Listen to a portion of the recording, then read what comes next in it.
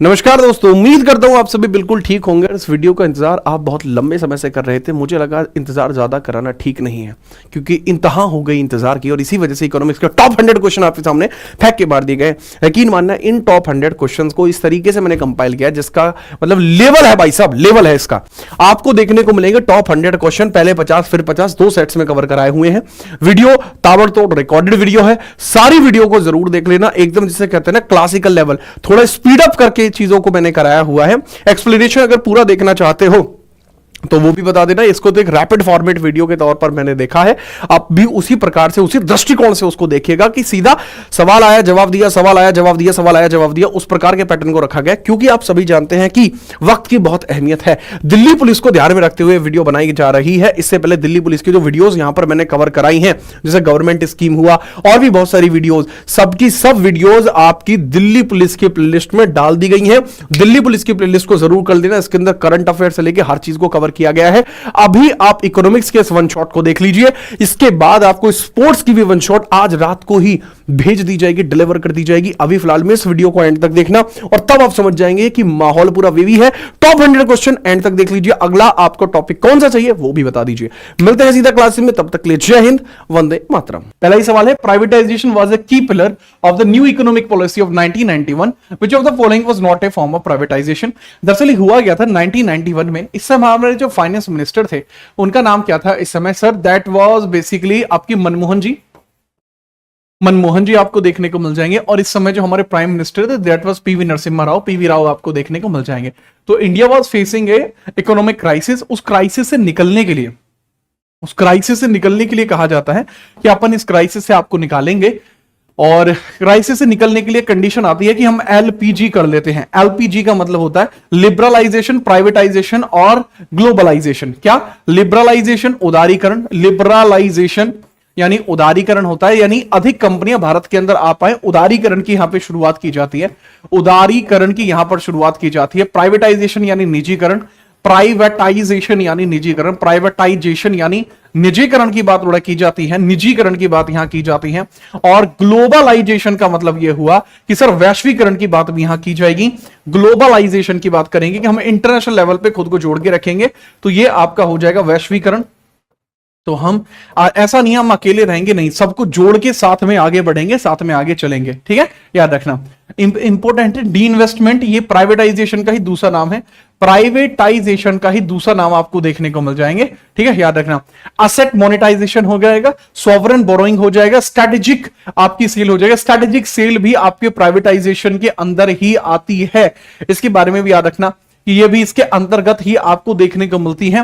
Asset monetization का मतलब ही होता है एक तरीके से अपनी चीजों को बेचकर उसका फायदा लेना, चीजों को बेचकर फायदा लेना, चीजों को बेचकर उसका फायदा लेना, चीजों को बेचकर उसका फायदा लेना, बेचकर फायदा लेना, चीजों को बेचकर फायदा लेना, ये भी प्राइवेटाइजेशन ही है एक प्रकार का।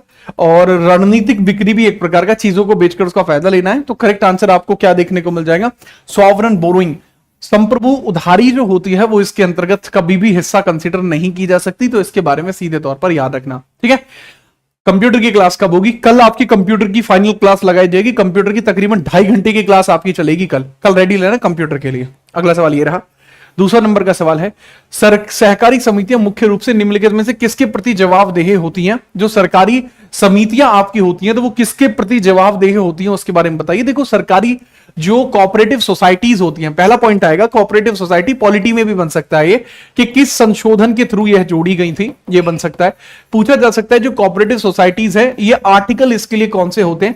कोऑपरेटिव सोसाइटी का मालिकाना हक किसके पास होता है, ओनरशिप किसके पास होती है?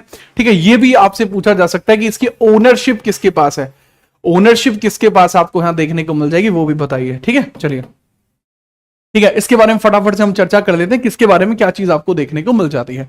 बहुत बेहतरीन चीजें आपको पता लगेगी कि सर संशोधन था 97वां, हुआ कब था? 2011 में। आर्टिकल देखने को मिलता है 19 फर्स्ट का सी फंडामेंटल राइट में, 43 बी डीपीएसपी में। ठीक है, और सर इसके लिए संविधान का भाग 9 भी देखने को मिलता है, 243 जेड से लेके जेड। सर ये भाग ही अलग हो जाएगा, ये भाग ही अलग हो जाएगा। तो इसकी जिम्मेदारियां होती है कोऑपरेटिव सोसाइटी मेंबर्स के तहत पर, लेकिन इसकी ओनरशिप किसके हाथ में होती है? गवर्नमेंट के हाथ में इसको देखने को मिलती है कि ओनरशिप पूरी किसके हाथ में चली जाएगी? गवर्नमेंट के हाथ में इसकी ओनरशिप चली जाएगी। किसके हाथ में? गवर्नमेंट के हाथ में इसकी ओनरशिप चली जाएगी। गवर्नमेंट, जो गवर्नमेंट होगी वो इसकी ओनरशिप रखेगी, लेकिन इसको चलाने की जिम्मेदारी, जो ड्रिवन थियरी होती है, वो किसके हाथ में होती है? प्राइवेट कंपनी के हाथ में होती है। बहुत बढ़िया। अगला सवाल आपसे है कि भाई गिन्नी गुणांक का उपयोग निम्नलिखित में से किसको मापने के लिए किया जाता है? पूछा जा रहा है गिन्नी गुणांक का जो उपयोग है वो किसके लिए किया जाता है। अच्छा, गिन्नी गुणांक के अलावा मैं आपसे कुछ और भी चीजें पूछना चाहूंगा, आप बताते चलिए कि चलो गिन्नी गुणांक तो ठीक है, लेकिन गिन्नी गुणांक किस ग्राफ पर यूज किया जाता है? किस ग्राफ में गिन्नी गुणांक की जरूरत पड़ती है? किस ग्राफ में आवश्यकता होती है? आवश्यकता होती है, आवश्यकता होगी, आप ये भी मुझे बताओ। प्लस मुझे बताइए कि गिन्नी कॉफिशिएंट का मैक्सिमम वैल्यू कितनी हो सकती है? मैक्सिमम वैल्यू इसकी कितनी हो सकती है और मिनिमम वैल्यू इसकी कितनी हो सकती है, इसके बारे में बताइए। दरअसल ये किस लिए होती है बाबू? ये इनकम इनइक्वालिटी के लिए होती है। ये किसके लिए होती है? इनकम इनइक्वालिटी के लिए आपका ये यूज किया जाता है, इसके बारे में याद रखना। इनकम इनइक्वालिटी के लिए किस ग्राफ या वक्र में आवश्यकता होती है? लॉरेंज वक्र में। तो जो लॉरेंज वक्र होता है, जो लॉरेंज वक्र होता है उसमें इसकी आवश्यकता पड़ती है। लॉरेंज कर्व में, लॉरेंज कर्व में इसकी जरूरत पड़ती है। लॉरेंज कर्व में इसकी जरूरत आपको पड़ेगी ही पड़ेगी। मैक्सिमम वैल्यू इसकी 1 होती है, मिनिमम वैल्यू इसकी 0 होती है, मिनिमम 0 वैल्यू होती है इसकी, 0 वैल्यू इसकी आपको देखने को मिल जाती है, मैक्सिमम वैल्यू इसकी 1 आपको देखने को मिल जाती है। तो इसके बारे में स्पष्टतः आप चीजों को थोड़ा सा याद रखेंगे, राइट। 0 से 1 के बीच में जाती है। अगर मैं आपसे पूछूं ग्रेशम लॉ क्या होता है? ग्रेशम लॉ क्या होता है? ग्रेशम लॉ, ग्रेशम लॉ किस लिए काम होता है? ग्रेशम लॉ का काम बहु, ग्रेशम लॉ ये होता है जब मार्केट के अंदर कैश बहुत ज्यादा हो जाए, ठीक है, कैश बहुत ज्यादा हो जाए, कहने का मतलब है जब मार्केट में bad money replace good money, bad money replace good money, bad money replace good money in market, replace good money in market, good money in market, good money in market. तो अगर इसको आप तोड़ना चाहते हो कि market के अंदर कितना गुड मनी है कितना बैड मनी है, तो उसके लिए ग्रेशम लॉ की जरूरत पड़ती है। किसकी जरूरत पड़ती है? ग्रेशम लॉ की जरूरत आपकी पड़ती है। लाइक में कमी नहीं होनी चाहिए भाई साहब।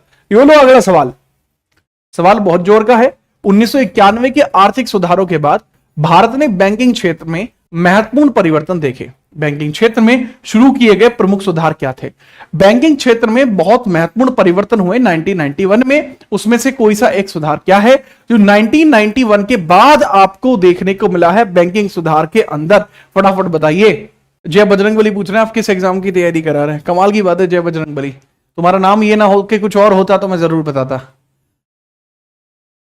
चलो मैं बात कर लेता हूं। देखो बच्चे, देखो होता क्या है कि बैंकों में बार बार समय टाइम टू टाइम इसमें रिफॉर्म हुए हैं, टाइम टू टाइम रिफॉर्म हुए हैं इसके अंदर। बट एक समझने वाली बात होगी कि भाई भारत में बैंकों में पहली बार सुधार कब हुए? भारत के बैंकों में पहली बार सुधार, भारत के बैंकों में पहली बार सुधार कब हुए? बैंकों में पहली बार सुधार कब हुए? पहली बार सुधार, पहली बार सुधार आपको कब देखने को मिल जाएंगे? तो भारत के बैंकों में पहली बार सुधार, फर्स्ट टाइम रिफॉर्म आपको कब देखने को मिल जाएंगे? फर्स्ट टाइम रिफॉर्म आपको कब देखने को मिल जाएंगे? फर्स्ट टाइम रिफॉर्म आपको कब देखने को मिलेंगे? सर पहली बार सुधार आपको देखने को मिलते हैं 1969 में, क्योंकि उस समय आपके 14 बैंक आपके नेशनलाइज हुए। फिर 1900 आपके नेक्स्ट 78 के अंदर आपके 8 बैंक नेशनलाइज हुए। अब इसमें क्या है कि 1991 के बाद क्या किया गया? बैंकों को खुला छोड़ दिया कि खुला खाओ भाई, खुला खाओ, ये उनसे कह दिया गया। तो अब बात यह है कि एलोकेशन ऑफ ऑल प्राइवेट, सभी बैंकों का उन्मूलन हो गया। जो प्राइवेट बैंक है वो खत्म हो गए। अगर प्राइवेट बैंक खत्म होते तो 1994 में एचडीएफसी कैसे खुलता? तो ये तो स्टेटमेंट गलत हो गया। एसएलआर बढ़ा दिया। अगर तुम एसएलआर बढ़ा दोगे, स्टैच्यूरी लिक्विडिटी रेट बढ़ा दोगे, एसएलआर बढ़ा दोगे, तो लोन तो बट नहीं पाएगा, तो मार्केट में पैसे की कमी आ जाएगी। तो ये भी नहीं हुआ। फ्रीजिंग इंटरेस्ट रेट, जो आपके इंटरेस्ट रेट थे उनको क्या थाम दिया गया? कभी नहीं थामा। अगर आप इंटरेस्ट रेट को थाम दोगे, जो भी इंटरेस्ट रेट है, अगर उसको आप एक जगह स्टेबल कर दोगे, ब्याज दरों को स्थिर कर दोगे, तो ऐसी परिस्थिति में जो इकोनॉमिक डेवलपमेंट है वो रुक जाएगा। तो क्या किया गया भाई? इसके अंदर ब्याज दरों को डीरेगुलाइजेशन कर दिया गया, ब्याज दरों का विनियमन हटा दिया। पहले ब्याज दर सरकार तय करती थी, लेकिन अब क्या कह दिया गया? इसके बाद क्या कह दिया गया ये समझना। पहले सरकार के द्वारा कहा गया था, पहले सरकार ब्याज दर तय करती थी, पहले सरकार ब्याज दर तय करती थी, सरकार ब्याज दर तय करती थी, ब्याज दर तय करती थी, तय करती थी, करती थी। अब कह दिया गया अब कह दिया गया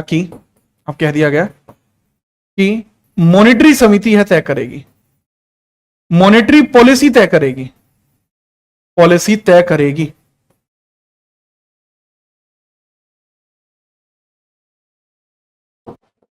अब पॉइंट हमारे सामने ये आता है कि मॉनेटरी पॉलिसी में कितने लोग होते हैं? मॉनेटरी पॉलिसी में होते हैं 6 लोग, मॉनेटरी पॉलिसी में होते हैं 6 पर्सन। ठीक है, वही तय करेंगे। ओके, आगे बढ़िए, अगला सवाल है। अगला सवाल, मॉर्गन स्टैनली की एक रिपोर्ट के अनुसार फाइनेंशियल ईयर 29 तक भारत का बुनियादी ढांचा जीडीपी के प्रतिशत के रूप में कितना बढ़ने की उम्मीद है, इसके बारे में आपको बताना है। मॉर्गन स्टैनली रिपोर्ट के हिसाब से हम कितना परसेंटेज यहां पर बढ़ सकते हैं। ठीक है, चलिए फटाफट से। पैट की क्लास 1 अगस्त से कर रहे हैं बाबू, 1 अगस्त से मेरा शेड्यूल सीजीएल में है और काफी लंबे समय तक खींच के सीजीएल में वो रहेगा, 1 हफ्ते रहेगा, क्योंकि सीजीएल और आपका आरआरबी एनटीपीसी अंडर ग्रेजुएट आपके पेपर दोनों इसी वीक में स्टार्ट होंगे, तो उनको समय देना मेरी जो है खुशकिस्मती है कि मैं उनको समय दे पाऊंगा। फिर उसके बाद अपने कार्य क्षेत्र पैट, यूपी पुलिस, यूपी दरोगा के लिए भी कार्य करना है, उसके बाद सीपीओ वगैरह सारे सबको देखना है, टेंशन मतलब। झारखंड का लड़का आ चुका है, बहुत जोर का छोरा भाई साहब वो भी। अगर मैं बात बताऊं, मॉर्गन स्टैनली की एक रिपोर्ट के अनुसार फाइनेंशियल ईयर 29 तक भारत का बुनियादी ढांचा निवेश जारी जीडीपी के प्रतिशत के रूप में कितना हो जाएगा?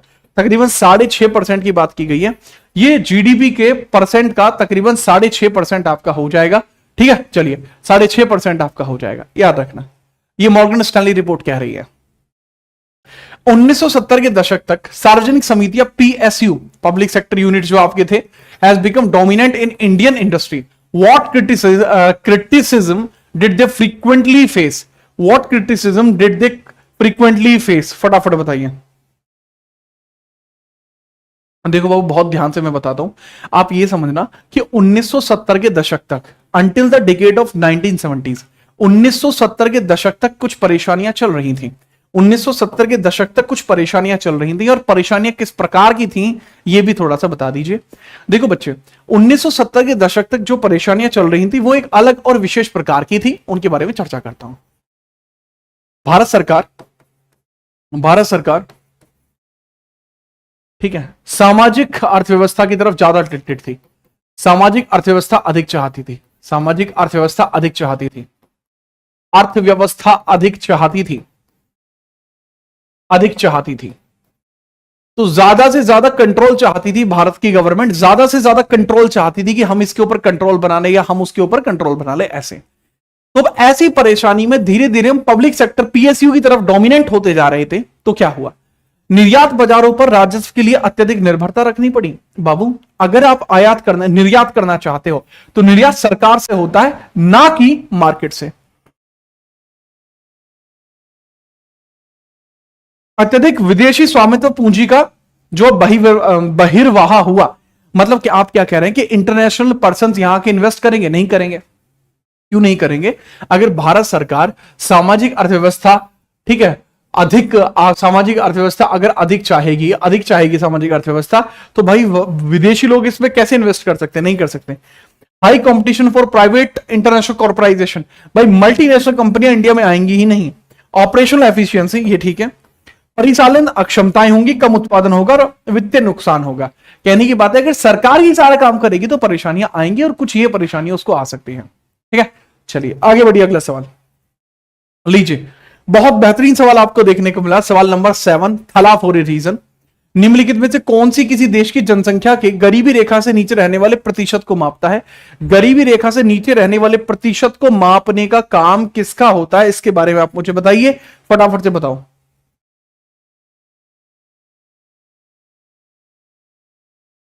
गरीबी रेखा से नीचे रहने वाले काउंट के बारे में बात कर रहे हैं। क्लास लाइक बराबर हो जानी चाहिए, लाइक एक तरफा बना दो माहौल पूरा बेबी। मैंने क्या पूछा है बताइए? मैंने पूछा कि निम्नलिखित में से कौन सा किसी देश की जनसंख्या के गरीबी रेखा से नीचे रहने वाले प्रतिशत को मापता है, कि कुछ ऐसे लोगों को दर्शाता है कि गरीबी रेखा से भी नीचे हैं। यह हमें कैसे पता लगेगा? कुछ लोगों का अलग अलग कहना है। देखो, अगर आप गरीबी रेखा को देखना चाहते हैं तो ऐसी परिस्थिति में आवश्यकता नहीं है आप अनएम्प्लॉयमेंट रेट देखें, आवश्यकता नहीं है आप ह्यूमन डेवलपमेंट इंडेक्स देखें, आवश्यकता नहीं है आप गिनी कोएफिशिएंट देखें, लेकिन पॉवर्टी हेड काउंट रेशियो जो होता है यही आपको बता सकता है कि कोई व्यक्ति गरीबी रेखा से नीचे है या कोई व्यक्ति गरीबी रेखा के ऊपर है। तो उसको मापने का जो काम होता है वो पॉवर्टी हेड काउंट का ही होता है। किसका होता है? पॉवर्टी हेड काउंट का ही ये काम आपको देखने को मिलता है। फटाफट बताइए, कोई दिक्कत हुई यहां तक? कोई दिक्कत नहीं है, आगे बढ़िए।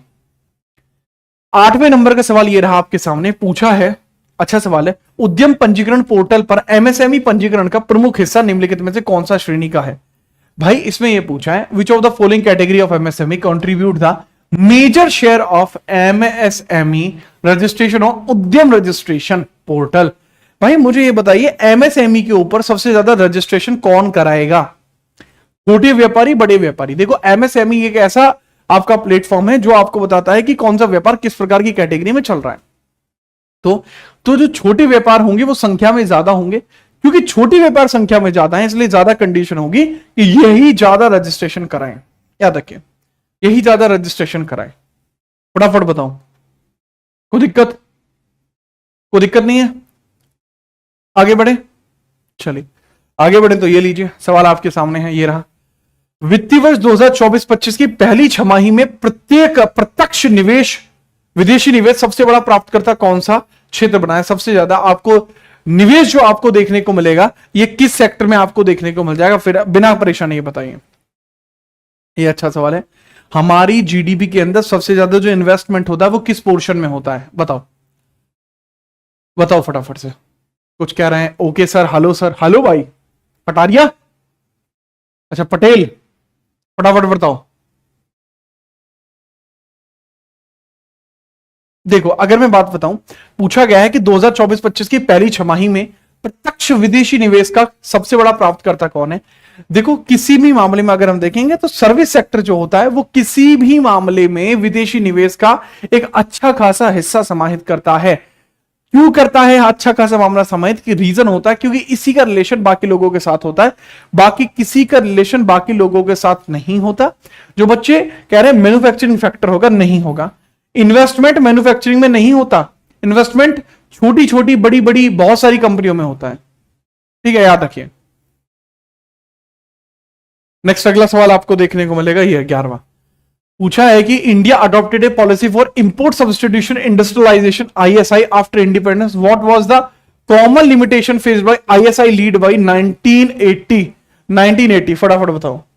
चलिए इसके बारे में चर्चा कर लेते हैं कि भाई आपको क्या देखने को मिलता है सब्स्टिट्यूशन के लिए, आपको क्या देखने को मिलता है, बात करते हैं। देखो हुआ क्या, जब इंडस्ट्रियलाइजेशन पर हम टूट पड़े, स्वतंत्रता के बाद भारत आयात प्रतिस्थापन औद्योगिकी में टूट पड़ा, तो 1980 के दशक में आईएसआई नेतृत्व वाली रणनीति द्वारा सामना की गई सामान्य सीमा निम्नलिखित में कौन सी थी? परेशानियां क्या थी? परेशानियां आपको देखने को मिल जाएगी टेक्नोलॉजिकल बैकवर्डनेस। इंडिया बहुत सारे इंपोर्ट इसलिए नहीं कर पा रहा था क्योंकि इंडिया के पास इंपोर्ट करने के साधन नहीं थे। भारत इंपोर्ट नहीं कर पा रहा था क्योंकि भारत के पास साधन नहीं थे। भारत इंपोर्ट नहीं कर पा रहा था, इंपोर्ट नहीं कर पा रहा था, नहीं कर पा रहा था क्योंकि उसके पास साधन नहीं थे, क्योंकि साधन नहीं थे। उसके पास टेक्निकली पिछड़ापन था जिस वजह से वो कोई भी चीज इंपोर्ट नहीं कर पा रहा था, ये एक बड़ा रीजन होता है। नेक्स्ट हम बात करते हैं, अगले सवाल ये रहा 11वें नंबर का सवाल है, भारतीय अर्थव्यवस्था में वैश्विकरण के परिणामों के संबंध में कौन सा कथन सही है? ग्लोबलाइजेशन के बारे में बताना है कि कौन सा कथन आपको सही देखने को मिलता है। बिना परेशानी के मुझे बता दीजिए कौन सा टर्म आपको सही देखने को मिलता है, बिना परेशानी के बताओ फटाफट। ये अच्छा सवाल है, कौन सा सवाल आपको देखने को मिल जाएगा? चलो मैं इसी के बारे में चर्चा करता हूं, आखिरकार ये है क्या।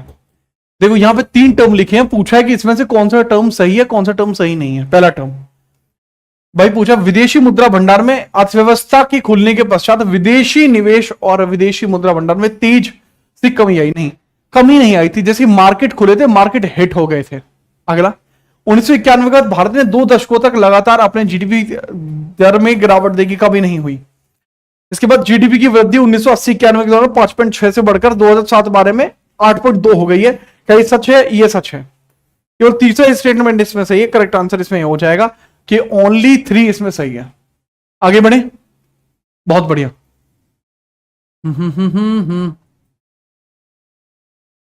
अच्छा लीजिए अगला सवाल। सवाल है, निजीकरण आंशिक हो सकता है जिसमें निजी क्षेत्र द्वारा अल्पसंख्यक शेयर अधीनता शामिल होती है। पीएसयू के निजीकरण माने जाने की सरकार की शेयरलीता कितनी होती है।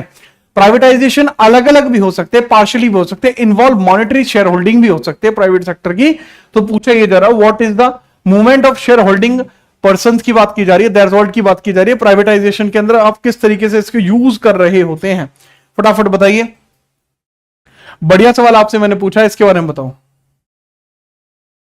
कितना होता है। प्राइवेटाइजेशन के बारे में पूछा गया है। सर आपकी करंट अफेयर वाली वीडियो में से एक भी क्वेश्चन नहीं मिला। कौन सी वाली वीडियो देखी थी भाई आपने? तुम्हें लगा था मैं नहीं पढ़ूंगा कि इससे क्रिटिसिज्म हो रहा है? बिल्कुल भी नहीं। वीडियो तुम देखो, एक एक्सपेक्ट करो कि एक ही वीडियो में सारे क्वेश्चन आ जाएंगे, ये संभव नहीं है। करेक्ट आंसर आपको देखने को मिल जाएगा लेस देन 51%। 51% से ज्यादा इसमें कहा गया था। प्राइवेटाइजेशन में पार्शियली इन्वॉल्व करी गई थी माइनॉरिटी शेयर होल्डिंग जो है प्राइवेट सेक्टर्स के अंदर, ठीक है, याद रखना। 51% से कम। विश्व व्यापार संगठन WTO, विश्व व्यापार संगठन WTO के बारे में बात की जा रही है। WTO के संबंध में निम्नलिखित में से कौन सा सही है? WTO के समझौते पर अंतरराष्ट्रीय व्यापार को सुविधाजनक बनाने के लिए वस्तु और सेवाओं को व्यापार करने को कवर करता है, ठीक है। इसका उद्देश्य टैरिफ और गैर टैरिफ बाधाओं को हटाकर सभी सदस्य देशों को अधिक बाजार तक पहुंचाना है। और भाजपा ने WTO में किए गए व्यापार उदारीकरण के प्रति अपनी प्रतिबद्धता को बनाए रखता है, ठीक है, और आयात पर मात्रात्मक प्रतिबंध हटाकर और टैरिफ दरों को कम करता है। तो WTO के बारे में आपको देखने को मिलता है कौन सा करेक्ट स्टेटमेंट है। बाबू ये पूछ रहा है which of the following is correct with respect to WTO। WTO के बारे में कौन सा स्टेटमेंट सही है, कौन सा स्टेटमेंट सही नहीं है। बहुत सिंपल आपका क्वेश्चन देखने को मिल रहा है, बताइए फटाफट। 4 घंटे वाली बाबू 6 महीने की करंट अफेयर है, मात्र 6 महीने की। ये जो बच्चे पढ़ रहे हैं मेरे पास पीछे 2-3 महीने से, क्या वो 6 महीने में पढ़ लेंगे ये सारा कुछ? ये तो सोचो, आप समझिए। करेक्ट आंसर आपको किस प्रकार से देखने को मिलेगा, WTO में आपको किस तरीके से देखने को मिलेगा वो देखिए। दरअसल अगर सच बताऊं, पूछा गया है कि WTO के बारे में कौन सा ऐसा कथन है जो सही आपको देखने को मिल रहा है, कौन सा ऐसा कथन है जो सही आपको देखने को मिल रहा है। तो करेक्ट आंसर बताऊं कि WTO जो होता है, वर्ल्ड ट्रेड ऑर्गेनाइजेशन, मराकश दौर की वार्ता में बना था। मराकश दौर की वार्ता में, मराकश फेस आपने किया था। मराकश क्या किया है? मराकश फेस इसने किया है। मराकश, मराकश दौर की वार्ता है, मराकश दौर की वार्तालाप आपको देखने को मिल जाएगी। पहला है WTO समझौते के, पहला बिल्कुल सही है, दूसरा भी सही है और तीसरा भी सही है। करेक्ट आंसर है डी, 1 2 3। इनके बारे में हम पढ़ चुके हैं, फटाफट बताओ, फटाफट बताइए। ये लीजिए अगला सवाल पूछा है, आप बताइए कि भाई 1991 के सुधारों के ने उद्योगों के विनियमन को बढ़ावा दिया। 1991 तक सुधारों के बाद कौन सा उद्योग सार्वजनिक क्षेत्र के लिए आरक्षित रहा? ऐसा कौन सा एरिया जो अभी भी कुछ लोगों के लिए, ऐसा कौन सा एरिया जो अभी भी कुछ लोगों के लिए ही था? अब मुझे बताइए, 1991 के सुधारों ने उद्योगों के विनियमन को बढ़ावा दिया। 1991 के सुधारों के बाद कौन सा उद्योग सार्वजनिक क्षेत्र के लिए आरक्षित रहा? कौन सा ऐसा उद्योग था जो अभी भी केवल और केवल सरकारी कंपनियां ही कर रही थी? केवल और केवल सरकारी कंपनियां ही कर रही थी, इसके बारे में आपसे पूछा जा रहा है, जो केवल और केवल पब्लिक सेक्टर के लिए ही था। देख रहा है, इलेक्ट्रॉनिक, ऑटोमोबाइल्स, कपड़ा, लेकिन परमाणु बचा ना, आप इसको प्राइवेट कर देंगे? नहीं कर सकते। क्यों सुष्मिता? ये लीजिए अगला सवाल। अगला सवाल 1 नंबर का आपके सामने आ रहा है। 15वें नंबर का सवाल है, केंद्रीय बजट 2025-26 में देखा गया है कि टनेज टैक्स आपको देखने को मिल जाएगा। कौन सा? जो आपका टोनेज टैक्स स्कीम है, इसके अंतर्गत ये किस कराधान से रिलेट करती है? जो आपको टोनेज टैक्स आपको देखने को मिलता है, ये किस से रिलेट करता है, इसके बारे में मुझे बताइए। टोनेज टैक्स क्या होता है? देखो, टैक्सेस का कई बार पूछ लेता है, पिग्वेलियन टैक्स क्या होता है, एंजल टैक्स क्या होता है। जब आप अपनी ही एंटाइटीज को पहली बार मार्केट में उतारते हो, PIO के टाइम पे लगता है, एंजल टैक्स होता है। कोई आपकी ऐसी वस्तु है जो समाज के लिए हानिकारक है, उसके ऊपर सिन टैक्स लगता है, ऐसी पिग्वेलियन टैक्स होता है, टैक्स पे टैक्स भी होता है, ठीक है। अब टोनेज टैक्स जो होता है वो शिपिंग गतिविधियों के लिए लगता है, ये लगता है आपका कस्टम्स में लगता है, कस्टम्स में लगता है, कस्टम्स में ये आपको देखने को मिल जाएगा, कस्टम्स में आपको देखने को मिल जाता है, कस्टम्स में देखने को मिलता है। लीजिए 16वां सवाल, निम्नलिखित में से कौन सा करों को GST के द्वारा प्रतिस्थापित किया गया? कौन से ऐसे टैक्स है जो जीएसटी के द्वारा लगा दिए गए, वर्तमान में वह नहीं लगाए जाते, जीएसटी के द्वारा हटा दिए गए। जीएसटी क्या है? गुड्स एंड सर्विस टैक्स है। जीएसटी पहली बार फ्रांस में देखने को मिला था। पहली बार कहां देखने को मिला था? फ्रांस में हमें देखने को मिला था। पॉइंट आता है इंडिया में कहां का सिस्टम है? इंडिया ने कनाडा सिस्टम को अपनाया है। इंडिया ने कनाडा सिस्टम को अपनाया है, कनाडा सिस्टम को अपनाया है। जीएसटी आता है 101वां संशोधन है, 101 सीए आया कब है? 2016 में, लागू 1 जुलाई से हुआ है। पूछा जाता है समिति कौन सी है? विजय केलेकर टास्क फोर्स आपको देखने को मिल जाएगी। विजय केलेकर आपको देखने को मिल जाएगा समिति का नाम। ठीक है, तो इसमें आपका एडीसी भी था, additional duty for custom, state VAT भी था और सेंट्रल एक्साइज ड्यूटी भी था। तो तीनों की तीनों स्टेटमेंट ऐसे हैं जिनको जीएसटी खा गया। जीएसटी के द्वारा बहुत सारे करों को मिलाकर एक जगह मिला दिया गया था। बहुत बढ़िया, 122वां विधेयक था ये। नेक्स्ट है 2017 में भारत के किस राज्य का मानव विकास सूचकांक सबसे अधिक था? ह्यूमन डेवलपमेंट इंडेक्स सबसे ज्यादा किसका आपको देखने को मिल जाएगा? देखो बात यह है कि इसमें अब आपको लगेगा कि सर ये तो 2017 का डेटा पूछ लिया, यही लगेगा ना, करंट अफेयर 2017 की होगी ये तो। नहीं, दरअसल एचडीआई चेंज ही नहीं हुआ है तब से लेके अब तक। राइट आंसर होगा Kerala. Kerala sir 100% literacy sir, Kerala sir आपको देखने को मिल जाएगा। इसके बारे में याद रखेंगे। अगला सवाल ये रहा आपके सामने। सवाल ये भी बहुत अच्छा है। अप्रैल 2025 तक भारतीय रिजर्व बैंक के द्वारा 25-26 के लिए सकल घरेलू उत्पाद की वृद्धि का प्रतिशत कितना बताया? कि क्या बताया है कि हमारी जीडीपी का फोरकास्ट कैसा होगा? जीडीपी के फोरकास्ट के बारे में आप बताइए, किस तरीके का जीडीपी फोरकास्ट आपको देखने को मिल जाएगा बिना परेशानी के? जीडीपी फोरकास्ट आपको कैसा देखने को मिल जाएगा? फटाफट बताओ बाबू। सुनो, बजट में कितना बताया गया? 6.4। बजट में कितना बताया गया? बजट में बताया गया 6.4। इतना ही लगभग हमारा आईएमएफ की रिपोर्ट में भी है। बट यहां पॉइंट ये आता है कि आरबीआई ने कितना माना है? उन्होंने माना है 6.5। ठीक है, चलिए ये आपको देखने को मिल जाएगा 6.5 आपको देखने को मिल जाएगा। कभी एक नंबर आपको देखने को मिल जाएगा। ठीक है, चलो तो सब इंस्पेक्टर की तैयारी। सब इंस्पेक्टर के लिए क्लासेस मूल विधि की रेगुलर चलती हैं और कंप्लीट जीएस की जल्दी आएंगे। नेक्स्ट हम बात करते हैं, अगला सवाल आपके सामने ये रहा। ठीक है, अगला सवाल आपके सामने ये रहा, 19वें नंबर का सवाल है। पूछा है योजना आयोग ने भारत में पंचवर्षीय योजना को तैयार करने के लिए प्रतिपेक्ष योजना को स्टार्ट किया था, पर्सपेक्टिव प्लानिंग नामक तकनीक का उपयोग किया था। निम्नलिखित में से कौन सा प्रतिपेक्ष योजना का सबसे अच्छा वर्णन करता है? सबसे अच्छा वर्णन इसके बारे में किया गया, फटाफट से बताओ। होता क्या है प्रतिपेक्ष योजना? इसमें हम पहले ही सोच लेंगे कि आगे 5 सालों में हम क्या करने वाले हैं, कि हाँ आज से 5 साल बाद हम क्या करेंगे। वो होता है दीर्घकालिक रणनीतिक योजना, लॉन्ग टर्म स्ट्रैटेजिक प्लानिंग आपको देखने को मिलती है।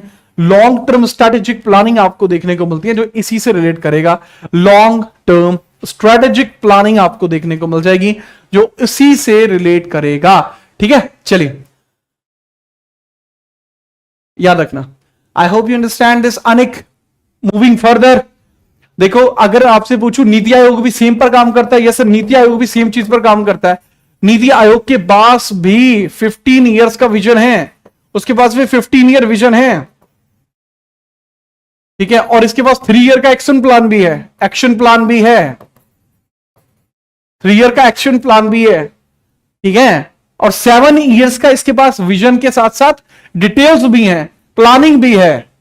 ठीक है, इसलिए नीति आयोग खतरनाक है। ये लीजिए 20वां सवाल पूछा गया है, निम्नलिखित में से कौन सा संकेतक जनसंख्या में व्यक्तियों के बीच आय वितरण में असमानता दर्शाता है? ये आसान हो जाएगा। पर्संस के अंदर आप इंडिकेट करेंगे किसके बारे में? Sir distribution of income that is unusual, यानी किसी के पास 50 रुपए, किसी के पास 100 रुपए। इसको नापा जाता है गिन्नी गुणांक से। ठीक है, measured by Gini coefficient, measured by Gini coefficient, measured by Gini coefficient आपको देखने को मिल जाएगा। गिन्नी कोएफिशिएंट, गिन्नी कोएफिशिएंट के द्वारा इसको देखा जाएगा। किसके द्वारा? गिन्नी कोएफिशिएंट के द्वारा इसको देखा जाएगा कि ये सही है या ये सही नहीं है। गिन्नी कोएफिशिएंट आपको यहां देखने को मिल जाएगा। बट पॉइंट यही है, करेक्ट आंसर क्या होगा? सर गिन्नी कोएफिशिएंट बिना लॉरेंज वक्र के कैसे यूज कर लोगे? कब? सर वो लॉरेंज वक्र के थ्रू ही तो आप यूज कर सकते हो। नेक्स्ट हम बात करते हैं 21वां सवाल। सवाल अच्छा है, निम्नलिखित में से कौन सा पूर्ण गरीबी और सापेक्ष गरीबी के बीच सही अंतर दर्शाता है? पूर्ण गरीबी और सापेक्ष गरीबी में आप मुझे डिफरेंस बताइए कि पूर्ण गरीबी और सापेक्ष गरीबी के अंदर आपको क्या डिफरेंट देखने को मिलता है। इसके बारे में फटाफट बताएं कि आपको क्या डिफरेंट देखने को मिलता है। फटाफट से बताइए, बिना किसी परेशानी के मुझे बताओ, कोई दिक्कत आपको नहीं होनी चाहिए। ठीक है, कोई दिक्कत आपको नहीं होनी चाहिए, फटाफट बताओ। Fix the result, relative poverty compress individual with in a society. देखो भाई, इसके बारे में बता चुका हूं, सापेक्ष और निरपेक्ष। सापेक्ष और निरपेक्ष का जो कॉन्सेप्ट है वो पहले ही दे चुका हूं। सापेक्ष और निरपेक्ष का कॉन्सेप्ट आपको पहले ही दे चुका हूं। सापेक्ष के बीच में और पूर्ण बीच में। सापेक्ष और निरपेक्ष में क्या होता है, सापेक्ष किसी व्यक्ति की सापेक्ष गरीब है, किसी व्यक्ति के सापेक्ष अमीर है। जैसे मैं हूं, मैं बाकी लोगों की कंपैरिजन में पैसे में गरीब हूं, लेकिन बाकी लोगों के कंपैरिजन में दिल बहुत बड़ा है मेरा, राइट। तो पॉइंट ये होता है किस चीज से आप कंपेयर कर रहे हो। दूसरा पॉइंट होता है किससे कंपेयर कर रहे हो। तो अगर कंपेयर वाली बात आएगी तो वो होगा आपका सापेक्ष गरीबी, वो होगा आपका रिलेटेड पॉवर्टी। लेकिन एब्सोल्यूट की बात करूंगा तो वो सिंपल कह रहा है भाई गरीब ही हूं मैं, कतई। ठीक है, ये आपको देखने को मिलता है। करेक्ट आंसर हो जाएगा absolute poverty uses a fix the result, relative poverty comprises individual with in a society. एक ही सोसाइटी के अंदर अलग अलग पर्सन की बात यहां पर की जा रही होती है। ठीक है, याद रखिएगा बिना किसी परेशानी के। आगे हम बात करते हैं, ये लीजिए, आगे हम बात करते हैं, ये लीजिए। पूछा है 1991 में रैपिड इंडस्ट्रियलाइजेशन जो चल रहा था उसके लिए which market based mechanism has been adopted to balance industrial growth, energy efficiency and emission. कि जो हमारा डेवलपमेंट रेट चल रहा है ये पूरी तरीके से भस्म ना हो जाए, या इसकी वजह से बाकी चीजें इंपैक्ट ना हो जाए। इस वजह से आपका क्या कुछ यहां पर ऐसी योजनाएं थी जिनको सुना गया था, जिनके बारे में चर्चा की जा रही है, और लगभग 1991-92 के अंदर इसको बना लिया गया। नाम क्या था इसका बाबू? करेक्ट आंसर के तौर पर आपको याद रखना होगा, करेक्ट आंसर के तौर पर आपको याद रखना होगा, that was perform, achieve and trend. Perform, achieve and trade आपको देखने को मिल जाएगा, जो ऑस्ट्रेलिया के साथ मिलकर हम टाई अप कर रहे होते हैं। ठीक है, चलो चलो चलो आगे बढ़िए। ये लीजिए, अगला सवाल आपको देखने को मिल जाएगा, अच्छे लेवल का सवाल है आपका। अगला भी 23 वाला सवाल। भारत में अनुबंध खेती की निम्नलिखित में से कौन सी विशेषताएं हैं? जो आपको कॉन्ट्रैक्ट फार्मिंग देखने को मिलती है, इसकी क्या क्या विशेषताएं आपको देखने को मिल जाएंगी, फटाफट से बताइए। कॉन्ट्रैक्ट फार्मिंग की क्या विशेषताएं, फटाफट। कॉन्ट्रैक्ट फार्मिंग, कॉन्ट्रैक्ट फार्मिंग में क्या होता है, बेचने की टेंशन नहीं होती। कॉन्ट्रैक्ट फार्मिंग में क्या होता है, बेचने की टेंशन नहीं होती। No need to sell because that's already sell. Fix buyback rate होते हैं कंपनीज के द्वारा। क्या होते हैं, कैसे होते हैं, मैं बता दूं। मैं आपको कॉन्ट्रैक्ट फार्मिंग का एग्जांपल दिखाता हूं अपने ऊपर। हुआ क्या कि हमारे यहां पे कुछ आते हैं लोग और वो कहते हैं कि भाई साहब आप ये वाला गेहूं आप बो लीजिए। गेहूं उन्होंने दिया था, एक अलग सा गेहूं उन्होंने दिया और हमसे कहा कि सर आप ये वाला बीज का गेहूं आप बो लीजिए। तो हमने उनसे कहा था कि यार हम क्यों बोले, बाद में बिकेगा नहीं। तो उन्होंने क्या कहा कि आप इसे बोल लीजिए, हम आपको पहले से प्री ऑर्डर देके जा रहे हैं। तो उसने पहले ही प्री ऑर्डर दे दिया और बाद में हमने उनको बेच दिया। तो कंपनियों के द्वारा मिश्रित पुनर्खरीद की जाती है, पहले ही वो बता देते हैं हम इतना खरीदेंगे, आप इतना ही बोना। ये चीज इसमें होती है, ठीक है, याद रखना। 24वां सवाल आपके ये रहा, निम्नलिखित में कौन सा भारत में समय के साथ साथ क्षेत्र के महत्व को बदलाता है? सबसे महत्वपूर्ण क्षेत्र आपका कौन सा देखने को मिल जाएगा? सबसे महत्वपूर्ण क्षेत्र आपको कौन सा देखने को मिल जाएगा, फटाफट बताइए बिना परेशानी के। विच of the following best reflect the change in importance over India? मतलब पूछा है एक समय में वो बहुत पॉपुलर था, फिर वो पॉपुलर हुआ, अब ये पॉपुलर है। तो ट्रेंड के बारे में पूछा है कि ट्रेंड बेसिकली आपको कैसा देखने को मिल रहा है, उसके बारे में आपसे पूछा जा रहा है। फटाफट इसके बारे में चर्चा कीजिए, फिर हम बात करते हैं क्या यहां पर पूछा जा रहा है। एक एक के बारे में एक एक बात बताऊंगा, ठीक है। चलिए देखो बाबू, अगर रिफ्लेक्शन की बात करूं कि सेक्टर सबसे ज्यादा, देखो सबसे पहले हमारे लिए प्राइमरी बहुत ज्यादा जरूरी था। बात यही खत्म हो जाती है कि प्राइमरी हमारे लिए सबसे ज्यादा जादू था, सबसे ज्यादा जरूरी था। उसके बाद सेकेंडरी हुआ, उसके बाद टर्शरी आज की डेट में टुडे बहुत ज्यादा जरूरी है। टुडे बहुत ज्यादा जरूरी है, बहुत बहुत ज्यादा जरूरी है, ठीक है, याद रखेंगे। बहुत बढ़िया। एनर्जी मिसिंग बता रहा है छोरा, बाबू रुक जा, एनर्जी भी आएगी। भारत में निर्माण के किस क्षेत्र के अंतर्गत वर्गीकृत किया जाता है? The construction is classified under which sector of economics? Construction आपको किस सेक्टर में देखने को मिलती है, फटाफट बताओ। जैसे क्लास के अंदर एक राहुल है, तो राहुल का क्या है, राहुल दरोगा बन गया, ठीक है। तो दरोगा बनने के बाद इसने अपने घर बनवाया, तो घर बनवाने के लिए इसने कंस्ट्रक्शन कराई। तो जब ये घर बनवाने के लिए कंस्ट्रक्शन कराएगा तो किस सेक्टर का यूज करेगा, बताओ फटाफट। तो घर बनाने का अगर ये यूज करेगा तो ये सेकेंडरी सेक्टर को पैसा देगा। लेकिन सर वो तो वहां पर कुछ जो है क्लासिफाई कर रहा है। देखो घर का निर्माण जो हो रहा है सर, इसमें हमें फिजिकली तो बाबू घर का निर्माण जब आप करोगे तो बहुत सारी चीजें आप खरीद के लाओगे, ठीक है। तो सिस्टम में जितने भी लोग जुड़े होंगे वो इसी प्रकार से जुड़े होंगे, ठीक है मयंक। ये लीजिए अगले सवाल आपके सामने है, आपका 26वां। व्यक्तियों की गरीबी रेखा से नीचे होने की सीमा को ध्यान में रखकर गरीबियों की गहराई को मापने के लिए कौन सा संकल्प इसमें यूज किया जाता है? कौन सा संकल्प इसमें यूज किया जाता है, इसके बारे में आप बताएंगे। करेक्ट आंसर क्या होगा? आप जानना चाहते हैं कि कौन व्यक्ति कितना अमीर है, कौन व्यक्ति कितना अमीर है, उसके लिए आप क्या कर सकते हैं, बेस्ट प्लान क्या है? सर ऐसी परिस्थिति के अंदर बेस्ट प्लान आपका क्या हो जाएगा सर? ये आपका हो जाएगा पॉवर्टी गैप इंडेक्स।